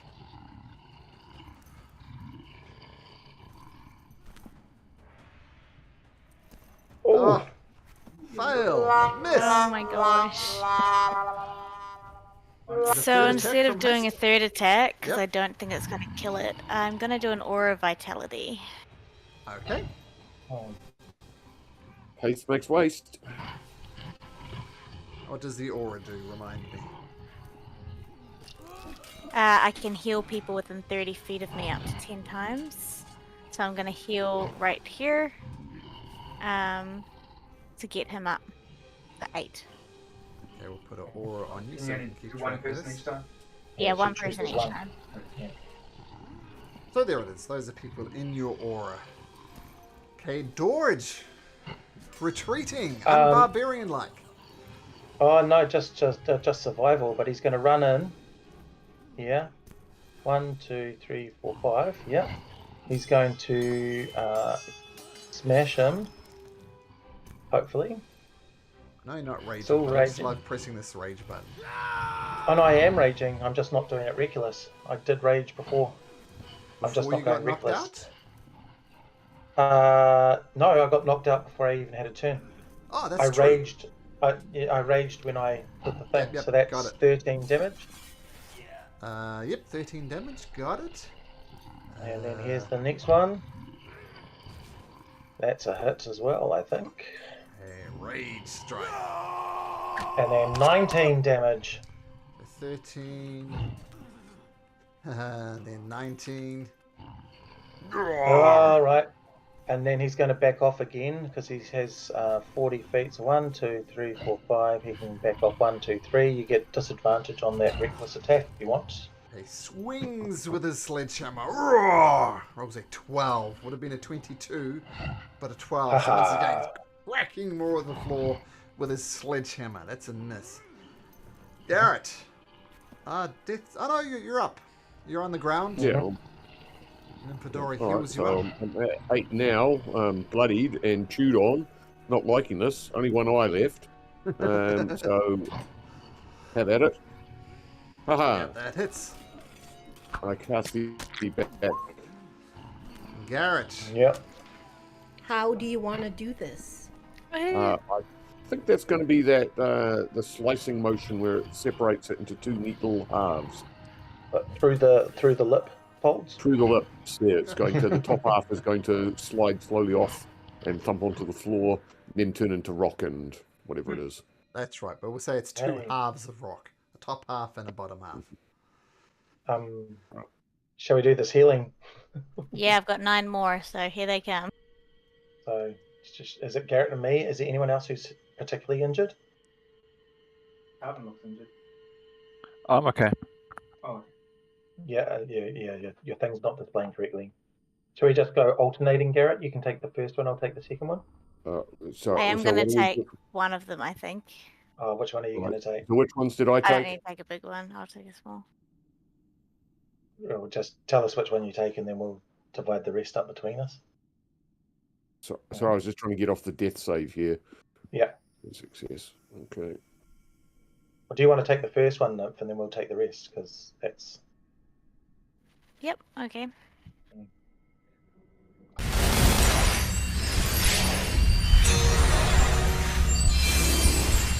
Yeah, so Garrett, you take the first one then. That's 6, Garrett. Okay. And I'll take the second 6. You can take the 4. Oh, sorry, I see what that's happened here. So 4 again. Yeah, and I'll take the 9, so I'm on 15. Yep. You can take the 7 and I'll take the 5. So I'll go up to 20. You've got that 7. And then I'll take 25 and you can take that 6. Yep. Cool. Thank you.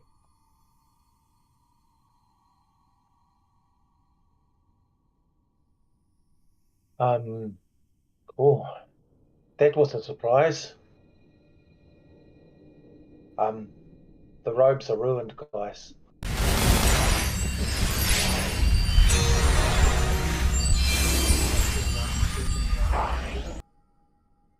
Yeah, just a tattered robe, nothing else. Nothing else in the room. Oh, there's the hammer, I suppose. Yeah. Have we finished actually destroying the crown? And Yes, the we crown have. is fully destroyed. Yes. Okay. Do we have any other cursed items that we might need to destroy? Anyone got any cursed items? I don't. Any leftover slard? Yeah. So is it the hammer that destroys cursed items, or this? I think it's both with the 2 runes on either side. I get the combo. Right. Do we have cursed items? I don't have any. I don't think anyone has any from memory. I just sort of throw it out there. If you have a cursed item, of course, and you're attuned to it, you think it's the best thing ever. So yeah. You wouldn't want it destroyed. But I don't think any of you do. Well, George says his Maul of Dragon Slain is the best thing ever. George has a little drink of that fancy whiskey that he got given. Sure. Yeah. Hey guys, I think at the very least I need to have a quick kip before we go to the next place, like a short rest maybe, at the very least. Yep. I don't think I have it in me to really rage out at all again today, but I wouldn't mind getting some HP back, some HP source. What do you think about taking a rest up here? I think we've dealt with all the threats up here. We could easily guard that walkway. I think that we should be fine. Hopefully. I could lay down one of the cordon of arrows so that if anything other than us wanders in again. Wants to try drag that big creature right in front of the doorway. Oh yeah, George will help. So there we go, a big stone giant over here. Because it turns into the statue, yeah. Okay. Cast detect magic on the sorcery dude. Detect magic on the anvil? On the dead. On this dude. Ah. The wizard. Okay. The no magical on the dude, and the anvil reeks of abjuration magic. Right. Hey, you got a 1. Oh, right. Oh no. Summons Cthulhu. And let me look up your wild magic table. Okay, roll a D100 there, Whimsy. Oh, yeah. Let's see what fun happens with this. Seemingly 62. Oh, on a detect magic spell. Do all these high-powered things, but on a detect magic spell. Whimsy, I'm going to whisper something to you. All right.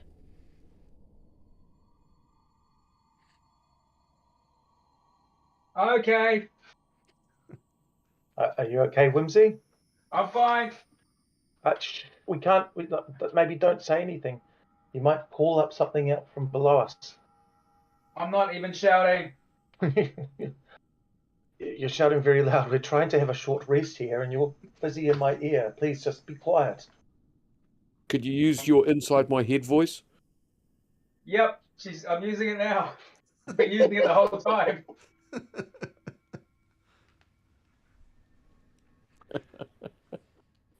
No. Yeah, I don't know how long this is. Like, just whimsy. Yes. I don't know how long this is going to last. What? I know we tell you this a lot, but please be quiet. Righto. Okay. I want to take a short rest, so he's going to sort of come down here and just sort of lick his wounds a little bit. At the very least, are we taking a short rest or a long rest, guys? Short rest sounds good. Long rest. Long rest sounds better. All right. Yeah. Then, in which case, maybe you could put down that James Corden of arrows, Garrett. And let's have a little moi. Okay, Moi let's moi say nga. Tarvin, roll me a D100. Oh, hang on. Yeah, let me just rustle up a dragon. He's a murder dragon. I'm just over here 71. behind this pillar. 71. Yes, I am too. Okay, the good news is that your long rest is successful. Yay! But I need everybody to make me a Constitution saving throw, please. Oh my goodness, here we go. Oh, good news is, Whimsy, you get a +3. I should have huddled around you. Oh gosh. Yeah, should have huddled around me. Sorry, was that a Constitution saving throw? Yep. Okay. Constitution.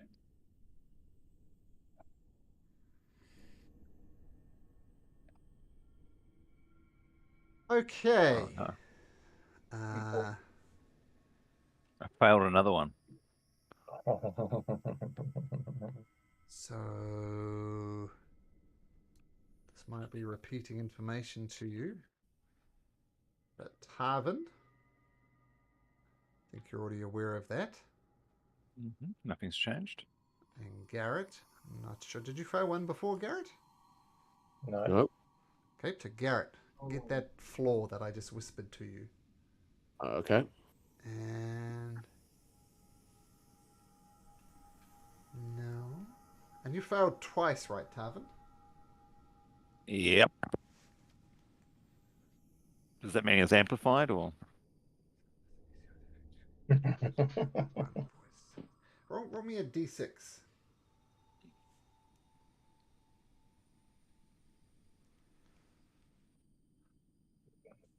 Six. Okay. Thank you. Yeah, you're welcome. You just And has everyone else passed? Yeah, well, no, yeah, nothing's whispered. Yeah. You don't know. Yeah. But good news. Well, Long rest successfully activated.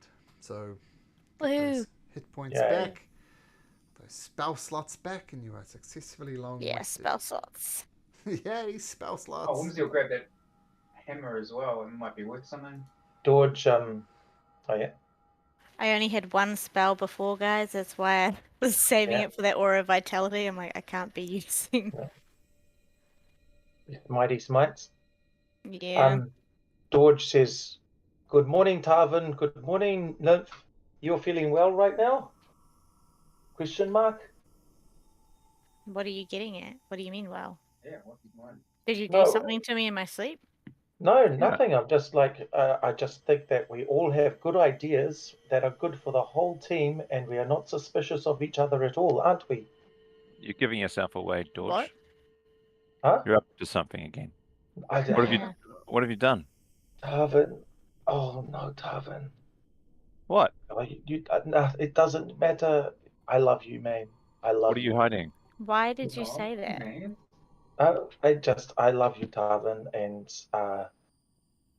oh, Garrett, not you, because it was evil and it was going to kill us. We got some information, maybe. George, Did I think you we? should leave that Did whiskey you? bottle here. He I opens think the you've been whiskey having bottle. too much. Yeah. He drinks it How and did- drinks has so How did you get the information? I know, didn't we? Did we get information? Sorry, that was a bit of meta. Yeah, I realized that you hadn't shared it with me. No, I don't know. It needed to be destroyed. It was evil. You're acting very shifty. Put the whiskey on the ground. Yeah, he drinks from it and puts it in his bag. I need this. I'm not going anywhere with you unless you leave that whiskey behind. I'm sorry, but there is no way I'm going to do that. What's in the whiskey? I love you, man. You can have some whiskey yourself. Try it yourself. But there's nothing wrong in the That's whiskey. even more suspicious. Why do you want me to try it? Give me the I'll whiskey. drink it from it again, and he drinks from it again. Give me the whiskey. Let me try it. I don't trust you, Tarvin. I'm sorry. It's just I'm sorry, Tarvin. I trust you with my life. You're a phenomenal archer, but right now something's gotten into your head. I don't know. I think it might be the place. In my head. You said it's just whiskey, right? Let me try it. What he does is he gets a little bowl and he pours some and hands it over to Tarvin. Tarvin smells it. Smells like whiskey. And then throws it on the ground. That's okay, Tarvin. I love you, man. Stop saying that. And he tries to make a mental connection with Whimsy. What does he see that look? Yeah, what's up, man? Man, I don't think he's all good, and our nymph is no good, and I think Garrett's no good. Please tell me you're all good. What are you guys talking about? Yeah, I'm fine. No, I'm sorry. I'm constipated. Yeah, and so you're all good. Okay, we just need to watch ourselves. I think. I'm watching you. You can't hear this. I'm mentally telepathically to her through the message. Yeah, we're talking about you in my mind. Not to you. You're what now? Is he talking about me? Are you talking to me now? Nobody's talking to you. Shall we go to the next tower? Let's go to the next tower. We need to go through a dimension door, I think. And Dorge, to save this thing in case we need to come back here and have another rest, although he sincerely hopes not, pushes the big thing away. What size is Nymph, by the way? Because has she been holding the thing, or has she not been holding the thing? No, I haven't. I grabbed it from you, threw it, and haven't picked it up since. Okay, so Dorge makes sure he picks it up and just holds onto it on her behalf if she will let him. Okay. Yep. Cool. Okay, so you descend the Tower of Abjuration, and where do you go? Shall we? The Tower of Conjuration? Indeed, me. Tower of Conjuration. Y7? Okay. Oh yeah, I see it. Yeah, Y7. I'm a bit confused. Okay. This is where the big hands were. Yeah. So we'll say you ascend the Tower of Conjuration, and you're back up here again. All Bigby's hands are gone. We touched something that opened the dimension door. Remember there's a tower is engraved with interlocking circles of stone, and when you touch the tower, it turns into a glowing doorway to some type of demi-plane, and the doorway is 8 foot tall, 4 foot wide, so you could very easily pass through it. And there's some Bigby's hands around it or something. No, which you destroyed. All right. and there was that other place that said that they can make magic spells come alive, and that's what we worked out that had happened from. All right, guys. Well, shall we do it all at once? Shall we go in together? No, after you. No, you can go first. All right, I'll totally go first. I'm more than happy to. And so Dorge reaches out and touches the statue. So we still have Dorge that is rope first. that has that really good knot in it, don't we? Because we didn't Yeah. undo it. It's 100 foot of it. 100 foot. Nymph takes it and wraps it around Whimsy. That's a bit weird. You're in the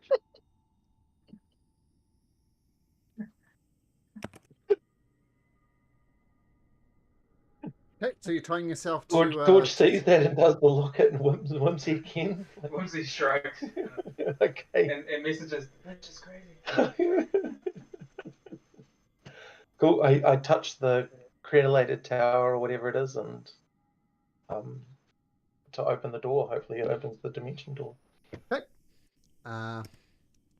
Sorry, so Dorge, you've gone through, right? Yeah. Has it opened up? Oh, you just step into the doorway, so and then you don't see Dorge on the other side. So Dorge, oof. Does anyone want to? Yeah. All right. I'm going in. Who's following? Nymph's going in as the what do you call it? She'll wait for.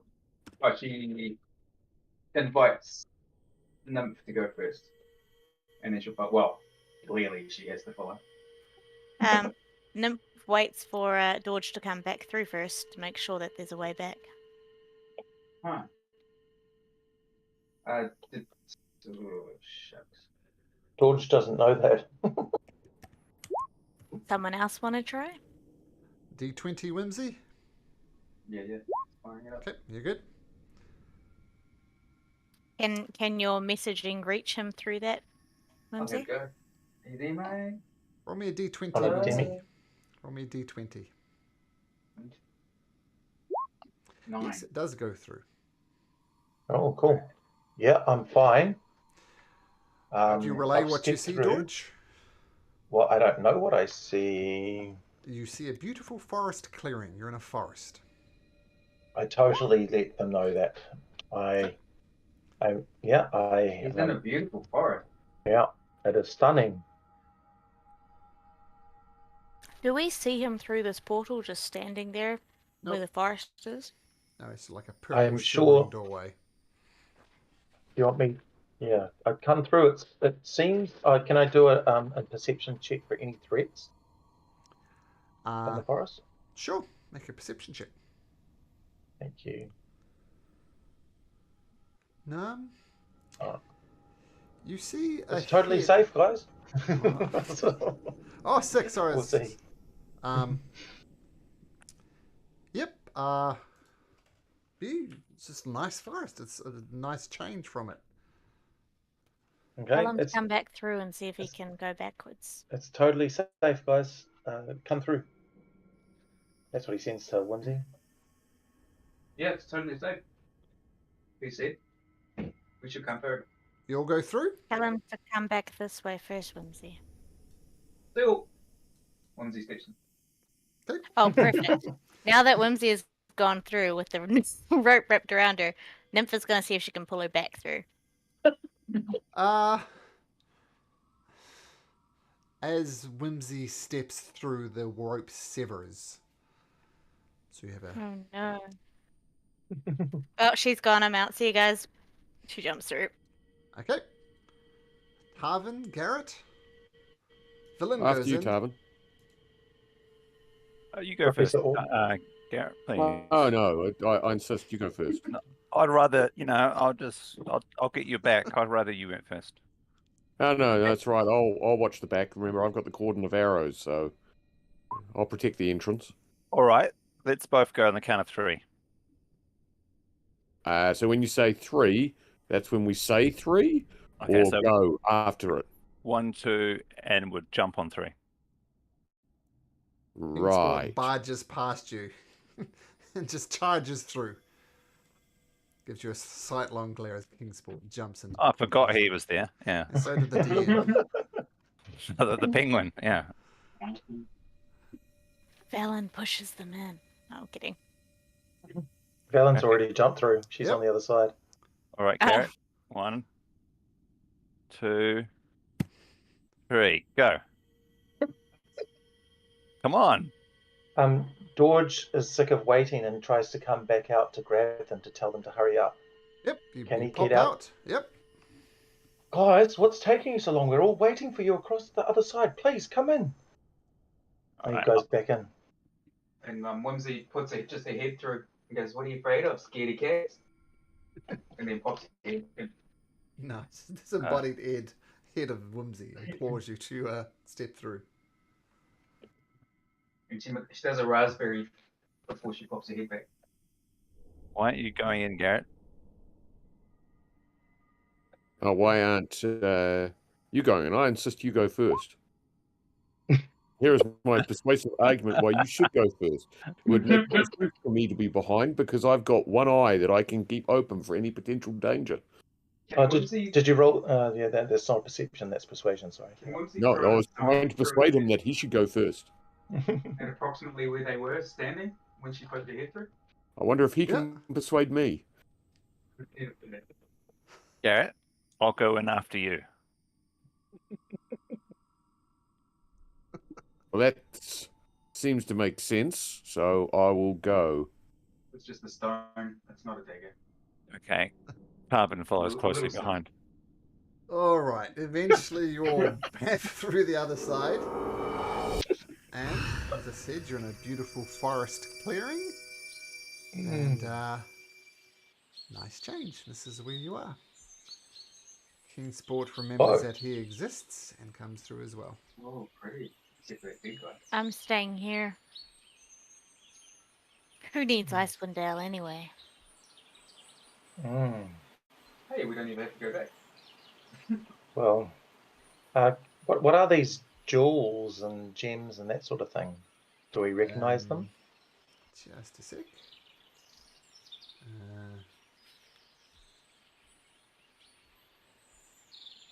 They appear to be made of glass. Glass beads. Rather large glass beads. But, yeah.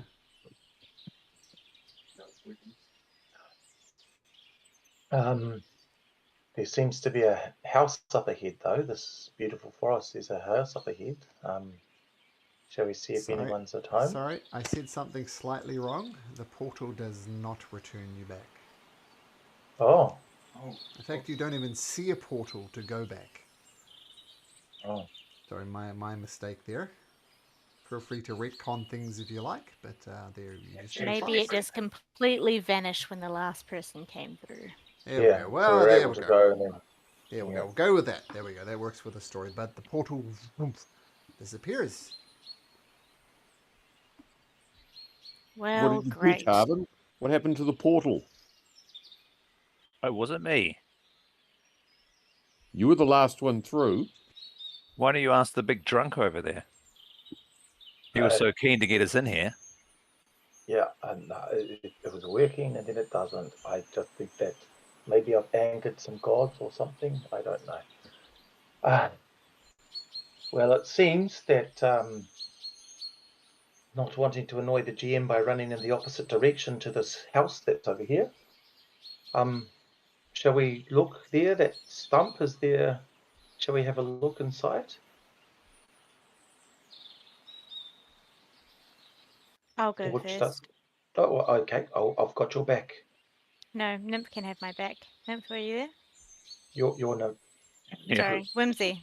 I've always got my own back. Whimsy's busy looking in her spell notes at the moment. Okay. Come on. She tugs you along. She's busy looking in her pocket notes. Come and say hello to your Auntie Pinch. Jelly. Come inside. We're cooking something up delicious. Oh my god. Positively famished. Come inside. Have something to drink. Oh, there's 3 of them. One of them's asleep on the bed. Yep. What's that? You will not ignore our gift of hospitality. That is the height of rudeness. Come inside. George Nope. has his hammer in one hand, not quite wielding it, but ready to go if it needs to be. Yeah, Nymph is reaching for that spear. He leans over to her and says, so he passes the spear over to her. You don't want to come in and accept our gift of hospitality? Feel free to stay outside there. Feel free to stay outside forever if that's your choice. And she turns away from the doorway and grabs a seat at the table. George moves forward a little bit and yells out, "What is the space, lady? Come inside. Auntie Pinch. Let us talk. Don't be so rude. Come inside." Why don't we talk out here? We could I am talk out offering here. We can. you my house for hospitality. We'll put on a meal for you, and you still refuse to accept our simple gift of hospitality. I find your attitude intolerably rude. Most strangers greet guests and other strangers in common ground. Let's meet out here. I simply must insist. Not this again. Would you have any draconic on your roof or something like that? Oh, come Any inside draconic and have a inscription? look, dearie. Come inside and have a look. My home is your home.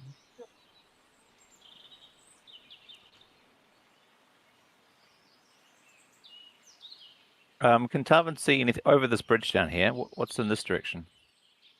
Forest. Mm-hmm. As far as you can tell, there's forest as far as the eye can see.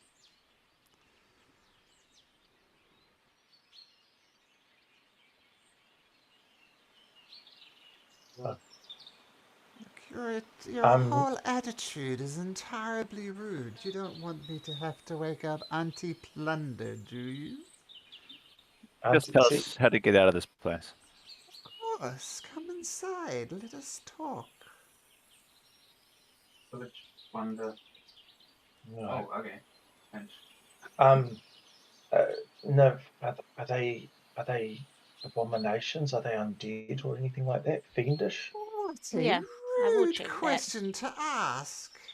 But you do cast. You do cast your the divination, and they are fiends. My favorite. It's in the penguin. Implying they originate in the abyss as opposed to the hells. So they are abyssal creatures. Right. Well, inside, let us talk. You too afraid to talk? Talking now? Must insist. George looks for traps on the threshold of the stump. Sure, perception or investigation up to you? Investigation. Yeah. Cool.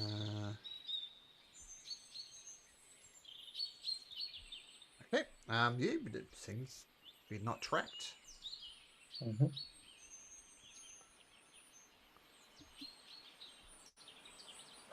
You don't smell gingerbread, Garrett?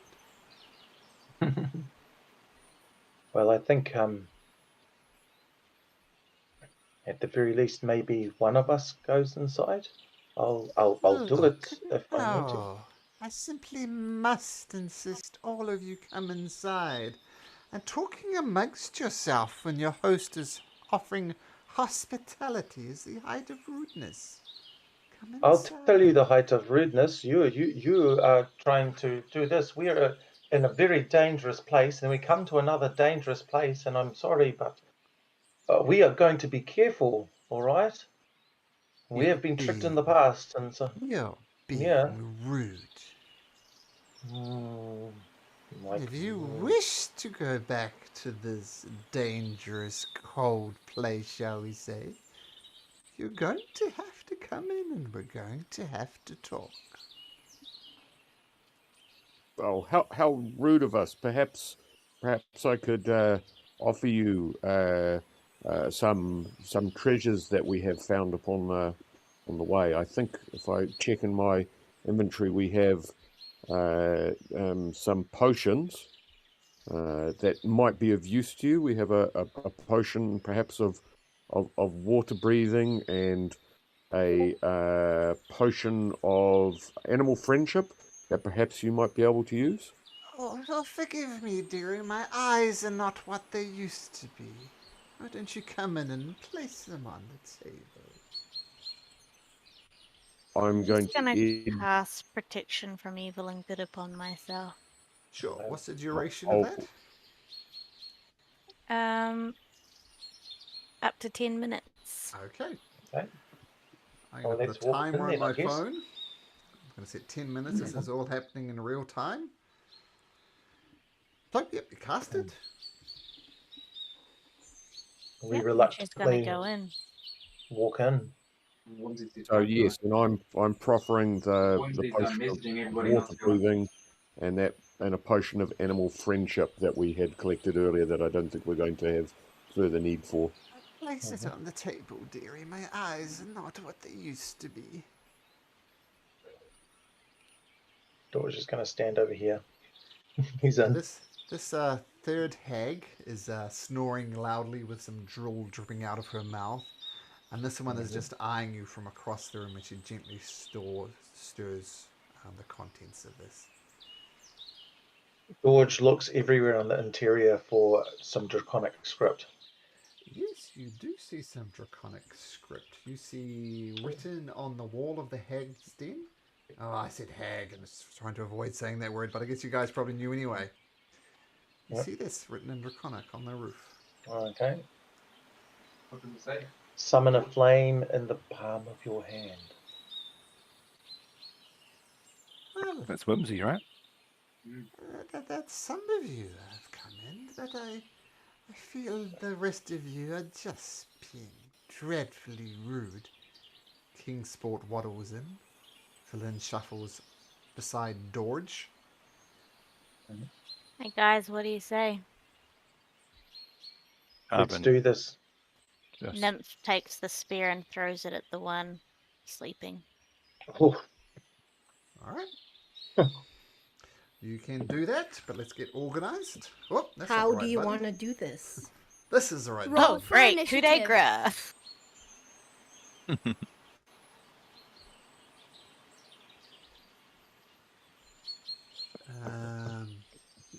Ah, crap. Evelyn. I don't think that would have hit, but it You started it. You get it at actually. Oh, right, because she's asleep.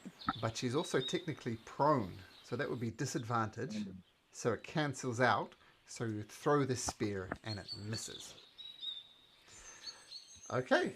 Let's do it this way.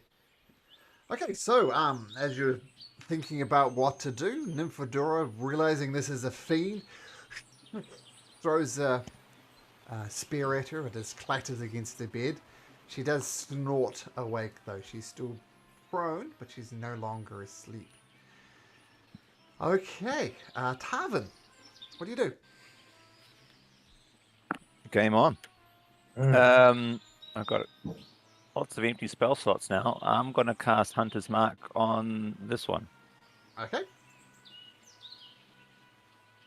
And using my bow, Dread Ambusher, we got the first attack. That a hit. That hits. Oh, that's a bad roll. 6 plus 6 plus 4. 16. Got it. First arrow. Second attack. Is that a hit? 20? Yep. Yep. Yep, that's a hit. Oh, another crap. Did it again. 6 plus 5. And last attack. 11. Yep. Oh, yeah. Oh. That's a crit. You can double your How- hunter's what is mark as well. Yeah. So what does that mean? I rolled twice for damage, or? Yeah, roll it. So you you get roll another D8. and then 2d6. Do I roll just a D8 or D8 plus 5 for the? Oh, just No, a just d8. the D8. Just a d8. Okay. So 10 plus 7, and then 2 hunters mark. Yeah. Okay. So 2d6. Yep. It's 1d6. 10. Okay, so once again, a flurry of 27. arrows leave from Tarvin. Okay. The one whose arrows flies into him and says, surely you wish to do this. If you kill us, you'll be trapped here forever. Do you see a way home? I don't see a way home. I know how to create a way home. You might want to consider your next move very, very carefully. And don't think that I won't forget this indignity you've done upon me. As she plucks 1, 2, 3 arrows out of her chest. And you see her doing something. But she says, I really would reconsider this decision, and I consider this attack a grave insult. Dorj, what do you do? Dorj is going to hold his turn. He's not going to do anything. He's going to. Can I ready in action? Sure. Yeah. Can. Okay. So he's going to step over to here, and he's got a readied action. That's he can whisper to. No, he's going to. If any of them try and attack, he's going to attack this one. Okay, cool. So if any damage or anything happens to your party, if they attack at all, then he's going to attack this one. Whimsy, standing outside. Yeah, she's going to do all this before she can drop the fireball. Oh. Yeah, do what you do best.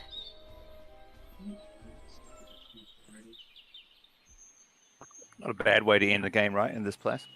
Yeah, exactly. And then we retire in the hag demi-plane. No one trusting each other, trapped in a forest realm. It's like a sitcom. No, dear. You cannot do that.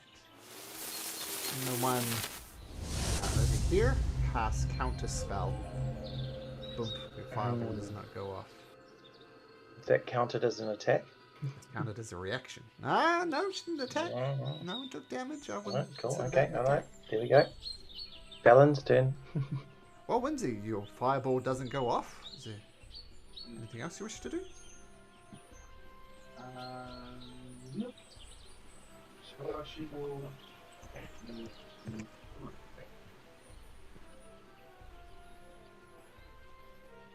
Villain takes a step back and says, I do not think this is a good idea. I do not like what they're saying. I do not like it at all. And she is going to hold a chill touch, and she'll attack this one if anything unusual happens. Now really, must we play these games? You are insulting us? I've offered you just the gift of hospitality. You fire arrows at us, you cast spells at us. We will take this in consideration. King Sport says, "Dah!" and runs over here.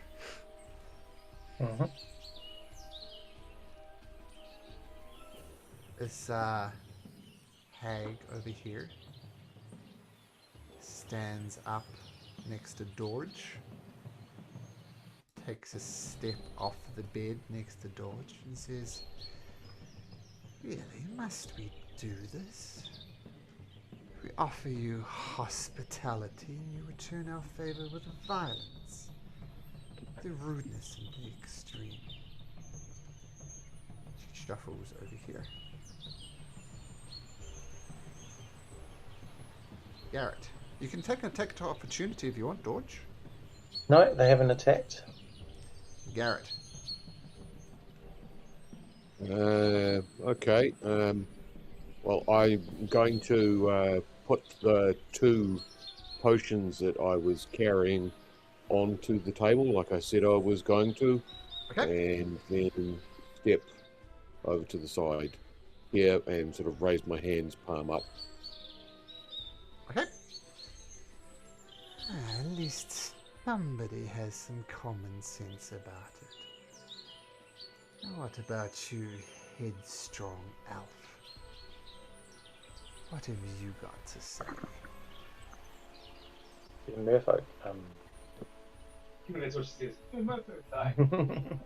Not an elf. Yeah. Oh, well, okay. She calls you an elf. Yep. Now she's gonna die.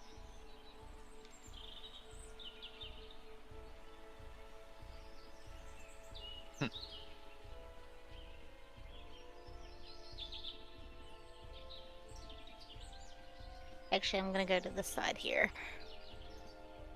Because then I'm still within my buddy. Right, let's go for it. As you swing to attack, their 3 prepared actions go off. So before that happens, we'll start with this one. She casts Lightning Bolt. Let me see.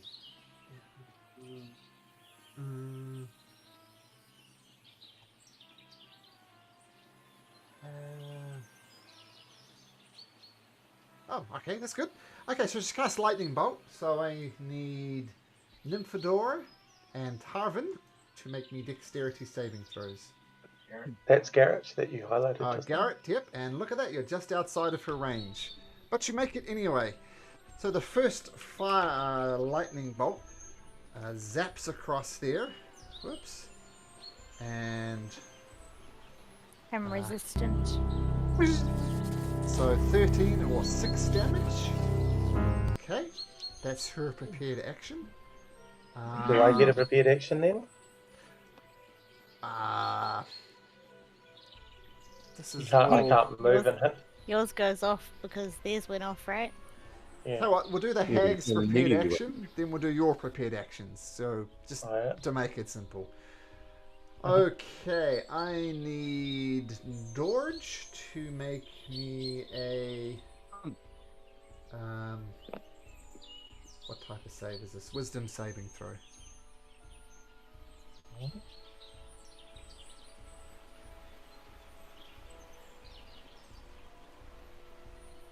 Dorge, you feel a lot smaller than you used to be. And where Dorge once stands now, let's see if I can find a picture. Oh, there's a perfect picture. There is now a frog in his place. You are a frog, Dorge. Does his attack technically still go off before that happens? Because that was the second hag to attack? Yeah, that's what I was meaning. He's not in melee range before they moved in direction. Yeah, okay. Alright. So, yeah, I'm imagining Dorge likes to swing, which he's done the whole campaign, so... So it goes off, but there's nothing to swing at. Okay. And the third one...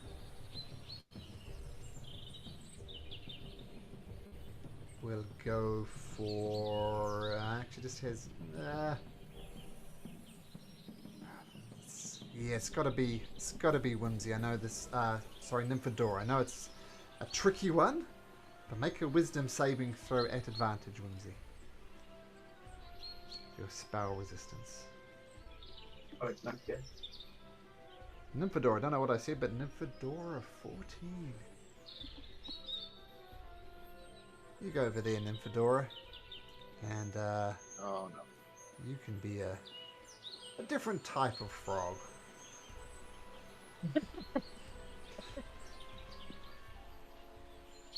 So that's their prepared actions. Villain will cast her Chill Touch. And she's going to miss.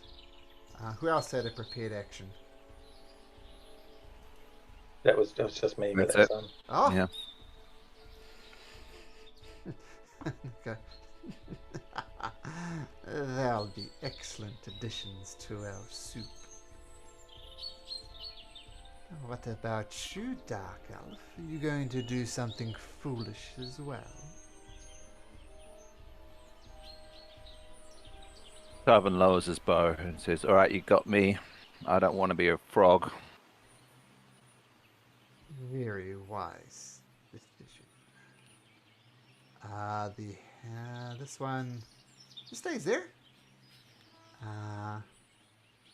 Dorge, you can croak if you like. You're a frog. You can act like a frog. You have the far can I run?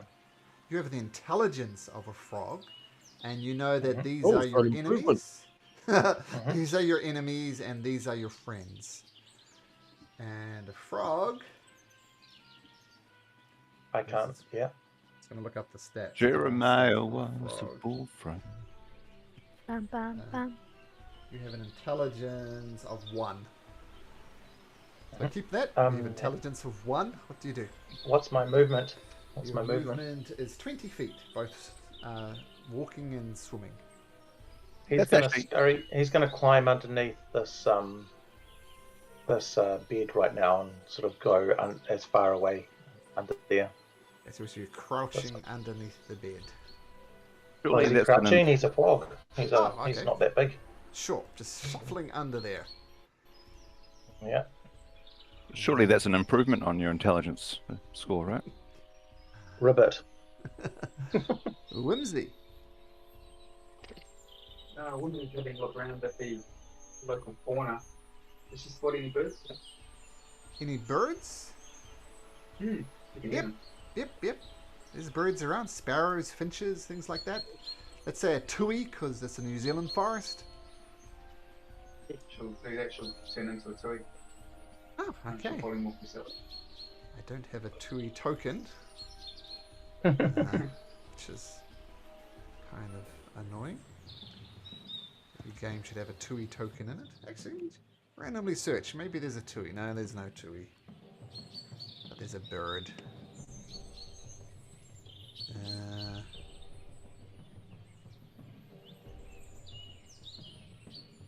Turn into a Kingsport. Oh, there we go. There's a crow. That kind of looks tui-like. Let's give control over that. And you're usually if they're in that tree over there. Okay, you should be able to move this token around.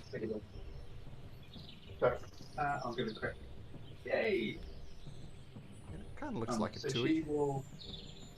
Whatever birds were in that tree over there. Sure.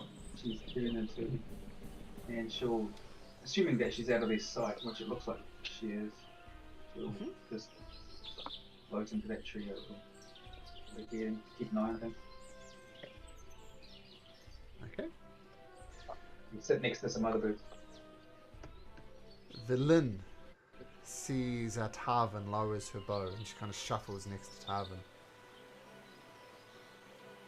Are you folks ready to talk yet, or shall we cook up your friends into a simple stew?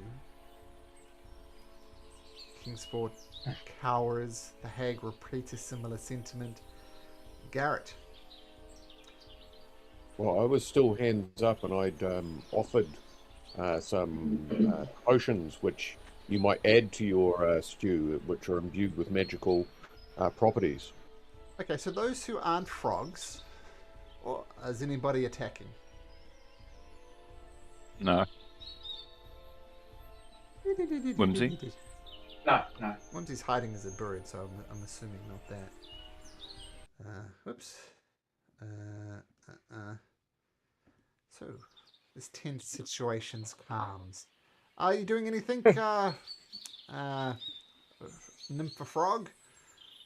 Froggy nymph? Can't move it. Oh, yeah. sorry. I'll give you control over your frog token. Keep in mind you have the intelligence of 1, but you know who your friends are and you know who the bad guys are. Should be able to move it now. I jump into the pot. It's a metaphor for climate change. I don't notice it boiling.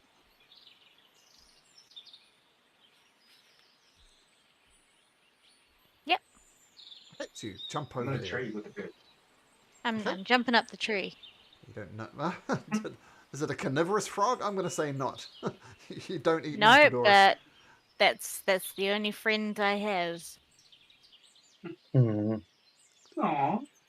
Come Good one, then. inside. Come inside, Dark Elf. Come inside, Stay in contact with me, human. guys. I'm still around. Hmm. Send the messenger. Tarvin's still fingering his bow, so to speak, just in case he has to draw it quickly. I'll come to the threshold and no further. Really? But are you inside it, technically? Yeah. Yeah.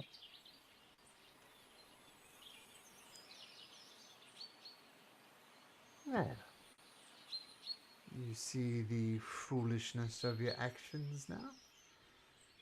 You're cleanly outmatched. And all we wanted was offering you the gift of hospitality. Tell me, what is it that you want, Dark Elf? What is it that you want, human?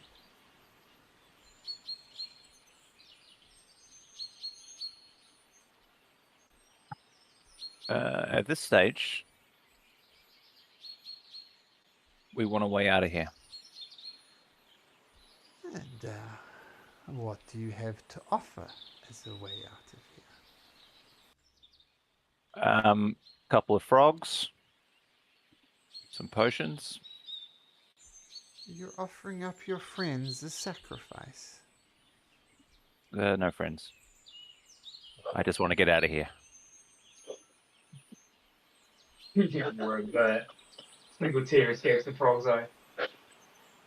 I can't speak for Garrett over here. I've already given you a potion of water breathing and a potion of animal friendship that I thought you might find useful, since you seem to be powerful users of magic. Perhaps also we have a potion of fire resistance, so I'll add that to the table as a mark of a gift for the gift of your hospitality. Magical trinkets do not interest us. Tell me, Well, what does interest you? how did you lose that eye, friend? In the Tower of Divination. I don't know what that is. That's most unfortunate. Why don't you pluck out that other eye and give it to me, and you can freely go. You and your friends.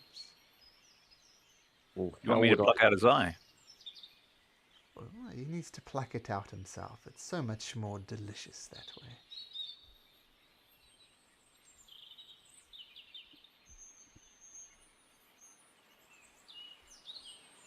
I have a couple of Yeti pelts, if you're interested. I'm not interested. Finest quality Yeti pelts, and I believe they confer. They would make lovely jackets. I only have two, so one of you would miss out on it, but I'm sure that you could fashion fantastic cloaks. Let me be perfectly clear, and I think I speak for my sisters too. Your trinkets, your pelts, do not interest us. We like to feed, shall we say, on the most delicious morsel of them all, the suffering of others. And your eyes would be most delicious. Of course, we are reasonable creatures. If you have something else to offer. And, as she's saying this, frogs disappear. Boomp. Oh. Boomp. And Nymphadora, you're in a tree. Torch. Or just under a bed. Under our bed. The bed sort of pops up and sort of hits the wall. Boom. Oh.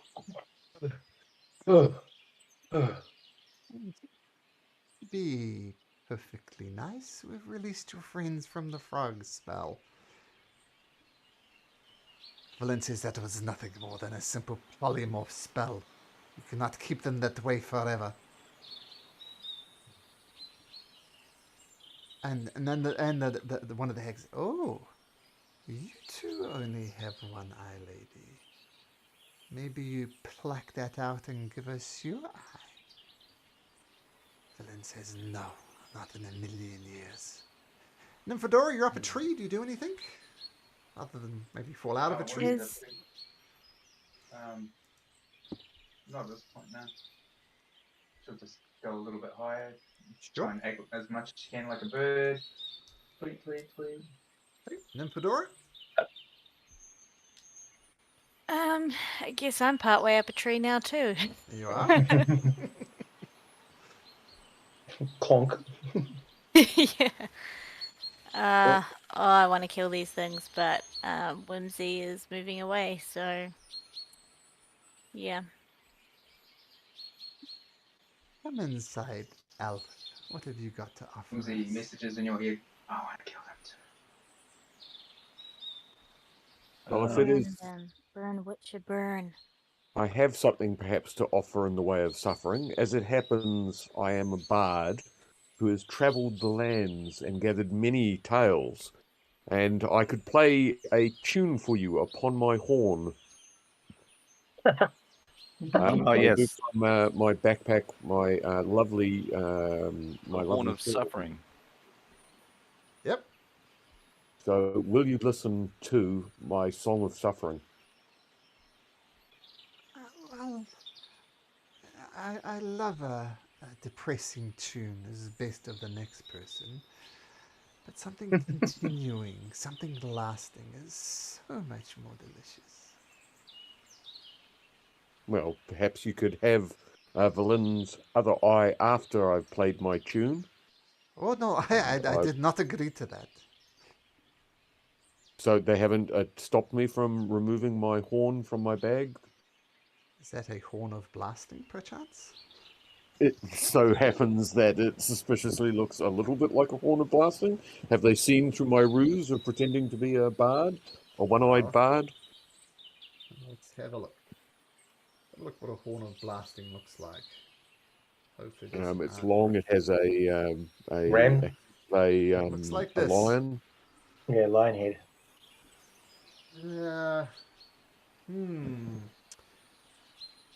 Make a deception check for me. Deception. That's near the top. Not what I'm well known for, but let's have a crack. Yeah. I'm not close to anybody's aura. No, damn. Oh, that didn't help. For guidance. Put that away before you hurt somebody. We know what that is. I applaud you for trying to deceive us, but no. I will say they're actively suspicious, so they made an active insight roll, and they all saw through your shallow ruse. George speaks up and says, we are on a very special mission, and we need to succeed at this. The fate of Icewind Dale depends on us. Let's have a yawn. We're here to kill a god. A goddess. Would her suffering suffice for you?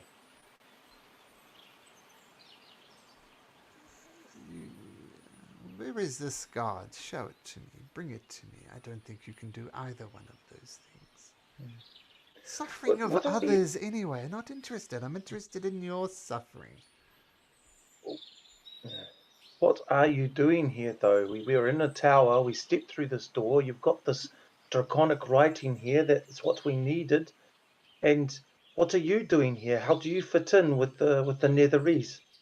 I have no interest in the Netherese. I am interested in travelers who come visit us, which you have so kindly done. I emphasize this once again. If you want to get home and go back to this Netherese place, you have to offer something that will make you suffer. Not just today, but shall we say until you pass away. Man, we need that little gnome who cut his hand off. Yeah, no, Twitch. He'd happily give himself up. George thinks about a certain penguin. Okay. He just thinks it. He doesn't say anything. All right.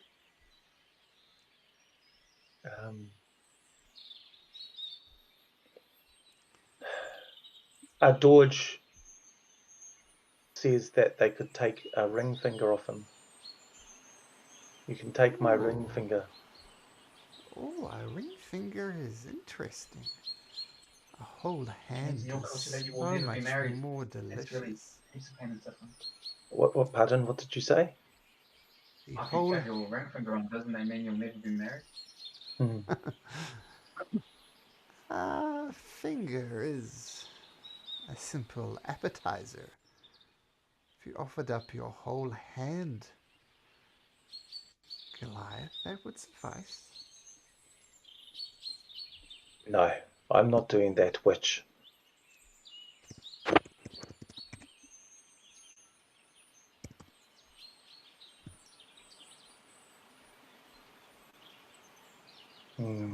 Though there are a lot of hands.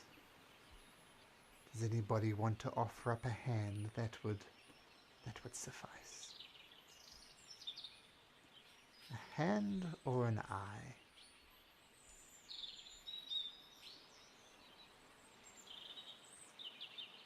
The villain takes a step back and says, "Oh, this is not for me.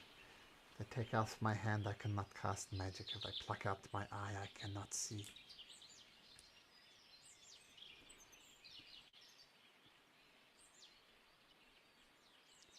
What about you, human? You've already lost an eye. What's the problem with losing a hand? There's some type of beautiful balance in that.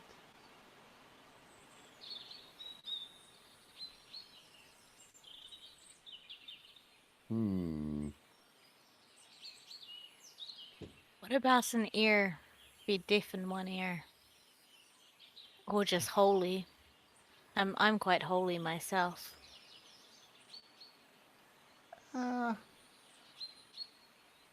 Tell you what. If you wish to do that, you can keep your ears, but shall we say, I'll be poking some little needles into your eardrum and you'll go deaf.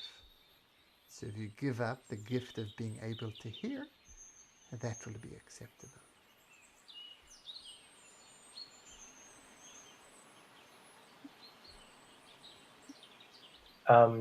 Does it, just speaking on a game, does it have any mechanical thing to people being deafened? I mean, deaf people are very loud in general, so I imagine stealth is at disadvantage. Just do deafened on what 5e. Can't hear and automatically fails any ability check that requires you. George steps forward. Yeah. He goes, "I love you guys," and offers his ears. Great. Alright, just a sec, just gonna look something up. Yeah, there's a...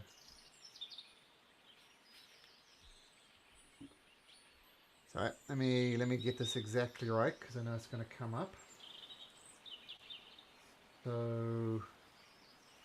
let's go back here for a second. It was Y11. So it's got a useful link in it, because it says injuries. Oh, yeah. Injuries, here we go.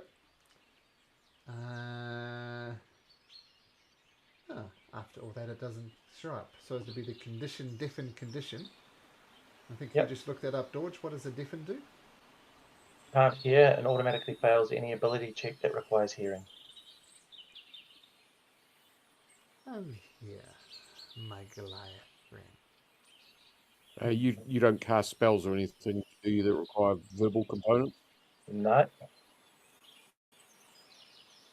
Come and have a seat over here, my Goliath friend. If they try and take anything else from me, You attack. If they try and take anything else, I will attack. Is that straight? Have you got that straight, Hags? Oh, we are creatures of our words. You can take my hearing, but that is it. Hold on. Before they take your hearing, what are we getting out of this? Oh, you will get away home. We will open up the portal and you could turn from whence thou came. But we didn't come here for nothing. We were sent here. So what do we get out of this, just other than just getting home? We got the step. It was written on the side of the wall. Summon a flame in the palm of your hand. Was that the one from this one? Right? Yep. Yeah. Yeah. So we've got the step that we need from it. Al, you get away home. All right. Have a seat, Goliath.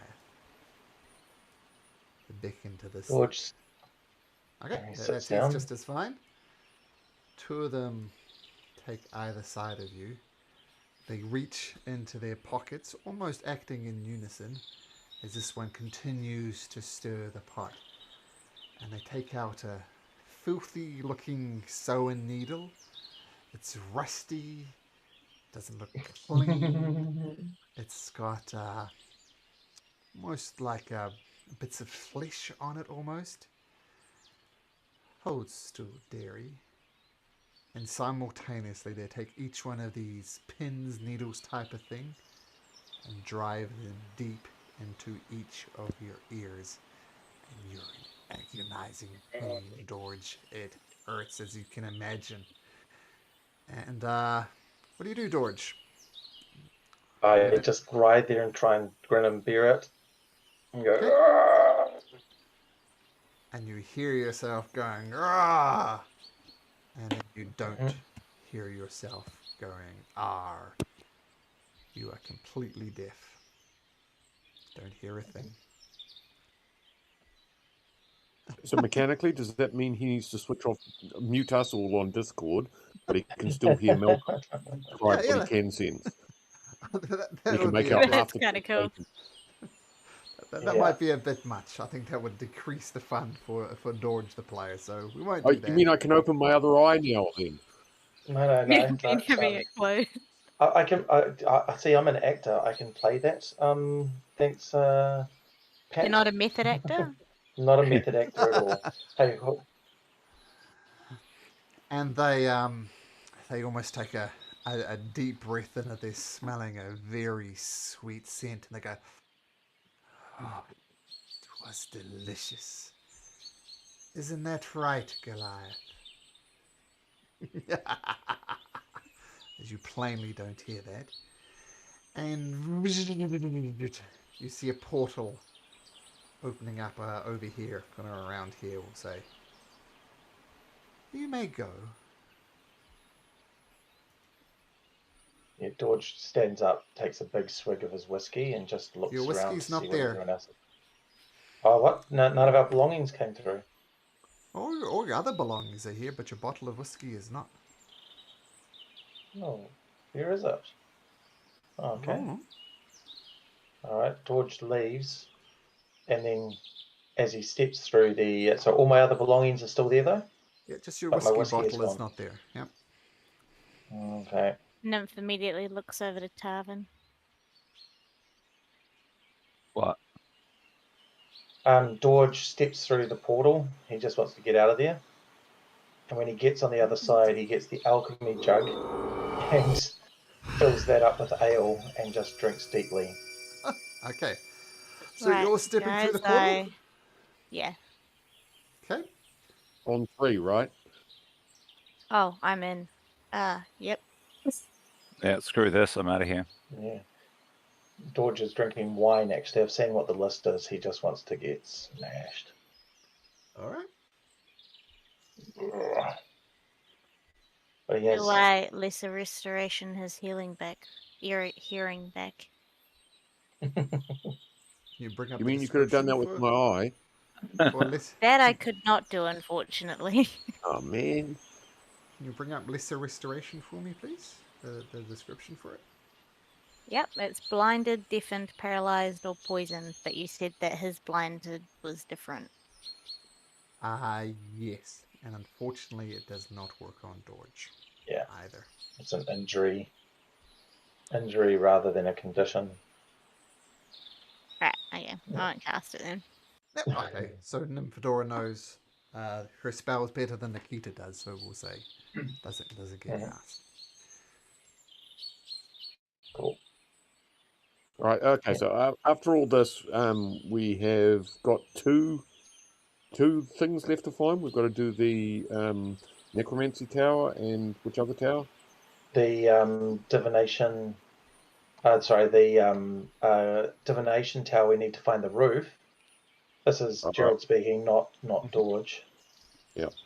And he's So Dorge just says he drinks a decent amount of wine, but not too much. He puts it away to save for later. He's like, those bloody hags stole my whiskey too. He says loudly, more loud because he can't hear himself how loud he's being. Mm-hmm. And then says, right now we've got 2 yellers. And then we should go to the divination tower. I just want to get that divination stuff over and done with. We'll find the bloody roof and we'll find the necromancy thing. And I'll happily do it. Let's just go. I wondered if we could have asked the divination to show us all of the tasks, the 8 tasks in one go. George doesn't answer. Oh, sorry. Oh, can we basically hook him up with some sort of commentary done by Whimsy? Whimsy has done that. Oh. Cool. So Whimsy, you're acting as a conduit. Okay, cool. But she's also just as loud. No, she stopped. Yeah, Whimsy stopped yelling. Oh, brilliant. Yeah. But Dorge, yesterday. We'll just say whenever you try to communicate, you are in fact yelling. Yeah, but I might not yell because there's others in this house. Oh yeah, well, yes. It's like a stage whistle, where a stage yell. So we'll say you're yelling. Yes, I am yelling so loud. All right. So, we go to the divination, search for the roof, search for the necromancy place, and maybe search for a scroll of mending for that final one. Okay, so you head back over to the divination tower. You see the crystal ball on top there with eyes, some pussy, some rotten, and they fresh all one? Look at you. And there's a fresh one in there that has exactly the same look as Garrett's eyes. Well, mind you, whenever you blink, you're technically winking as well, Garrett. So. Okay, Dorge. Sounds like you want to use it. What do you do? Dorge just marches up there. He's ready to give it a shot. He doesn't care anymore. He's very angry and a little bit tipsy. Steps up to the thing and just says, I just want to see the roof of this place. Show me the roof of this place.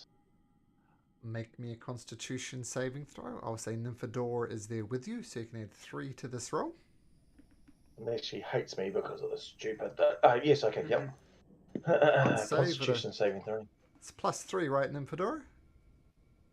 Yep. 16. Your eye gets plucked out. So... George. Whimsy said D4, bending luck. Yep. Oh, okay. D4 will not help. If you roll a natural 4, it will not help. Now, just to emphasize it's a big one, what it means. Yeah, it is a big one. I won't tell you what it is. But you have disadvantage on perception checks and ranged attack rolls. So it's higher than a 20. Wow. What did you roll? Sorry, that's 16. Well, because I got +3. I got +3. Yeah, so I got 18, and you said a D4 won't help. And so I was like, so D4 gets me up to 20. So that's why. You rolled a 13, right? +3 from Nymphadora is 16, and then a D4 for Ben Luck was 18. I know, but Okay. you said a D4 won't help. That's why I was saying it's higher than a 20. You said a D4 won't help.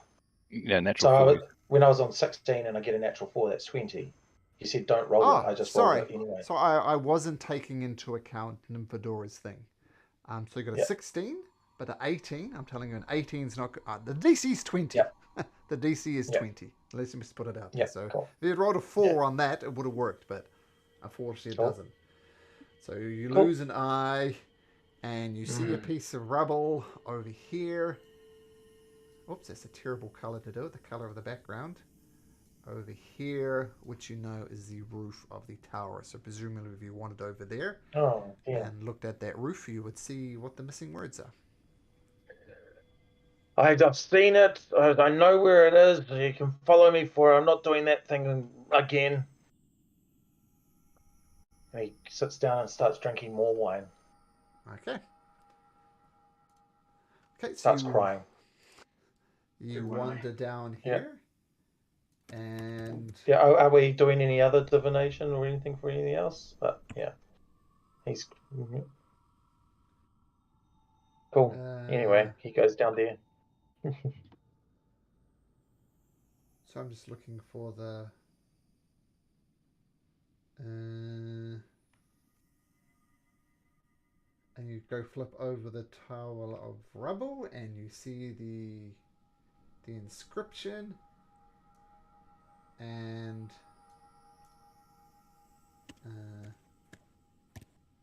here's the following. Yep, it says this. Step 3 or step 7?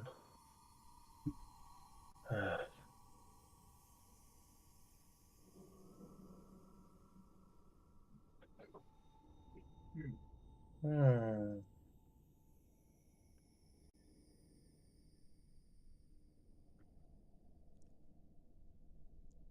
I believe that leaves you one more, the necromancy one. Is that correct? Yep. That's right. And we also need to find the end of step 8. Okay. So this is what we're going to do. So are you going to start digging? Is there anything special you're going to do to get in your 50 hours of hard labor? Well, I thought it was the collective digging. Yeah. Wasn't it? 50 hours worth of work. If 2 people did it, it would be 25. I'm including villain, you have 6. So if you all work hard, it'll be 8 hours. See, imagine if we'd given up a hand, then we wouldn't have 8 hours. It'd be 10 or something. Dorch doesn't hear that. Whimsy passes it on anyway. Dorch cries again.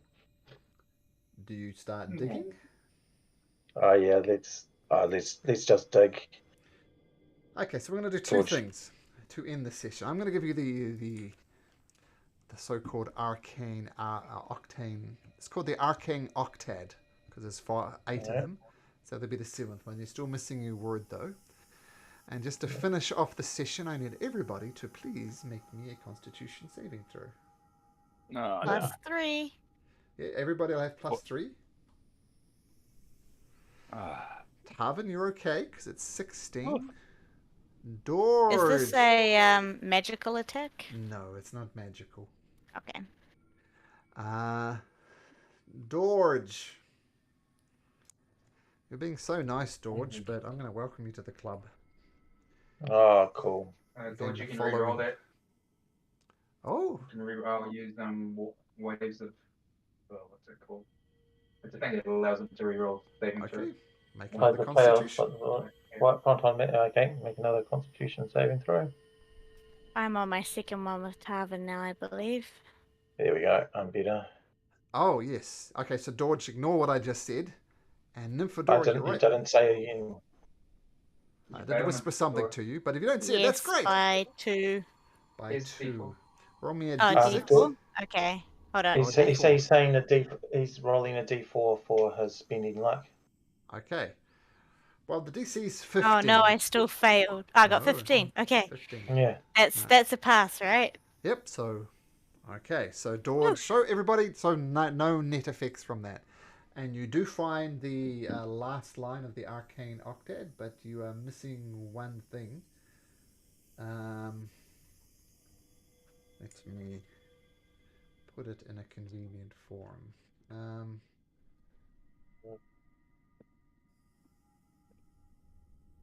Which is the Nymphadora from anything was revealed regarding the Arcane Octad when she broke the crown.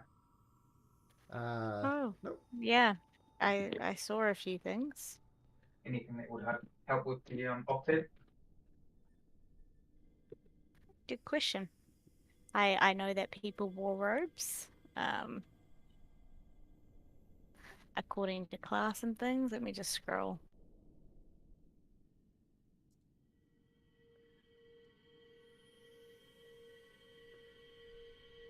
I put the clues from the Arcane Octad inside of our Facebook Messenger thing. So there's all 8 steps there, except for step number 8, where you don't know what you need to consume. Okay.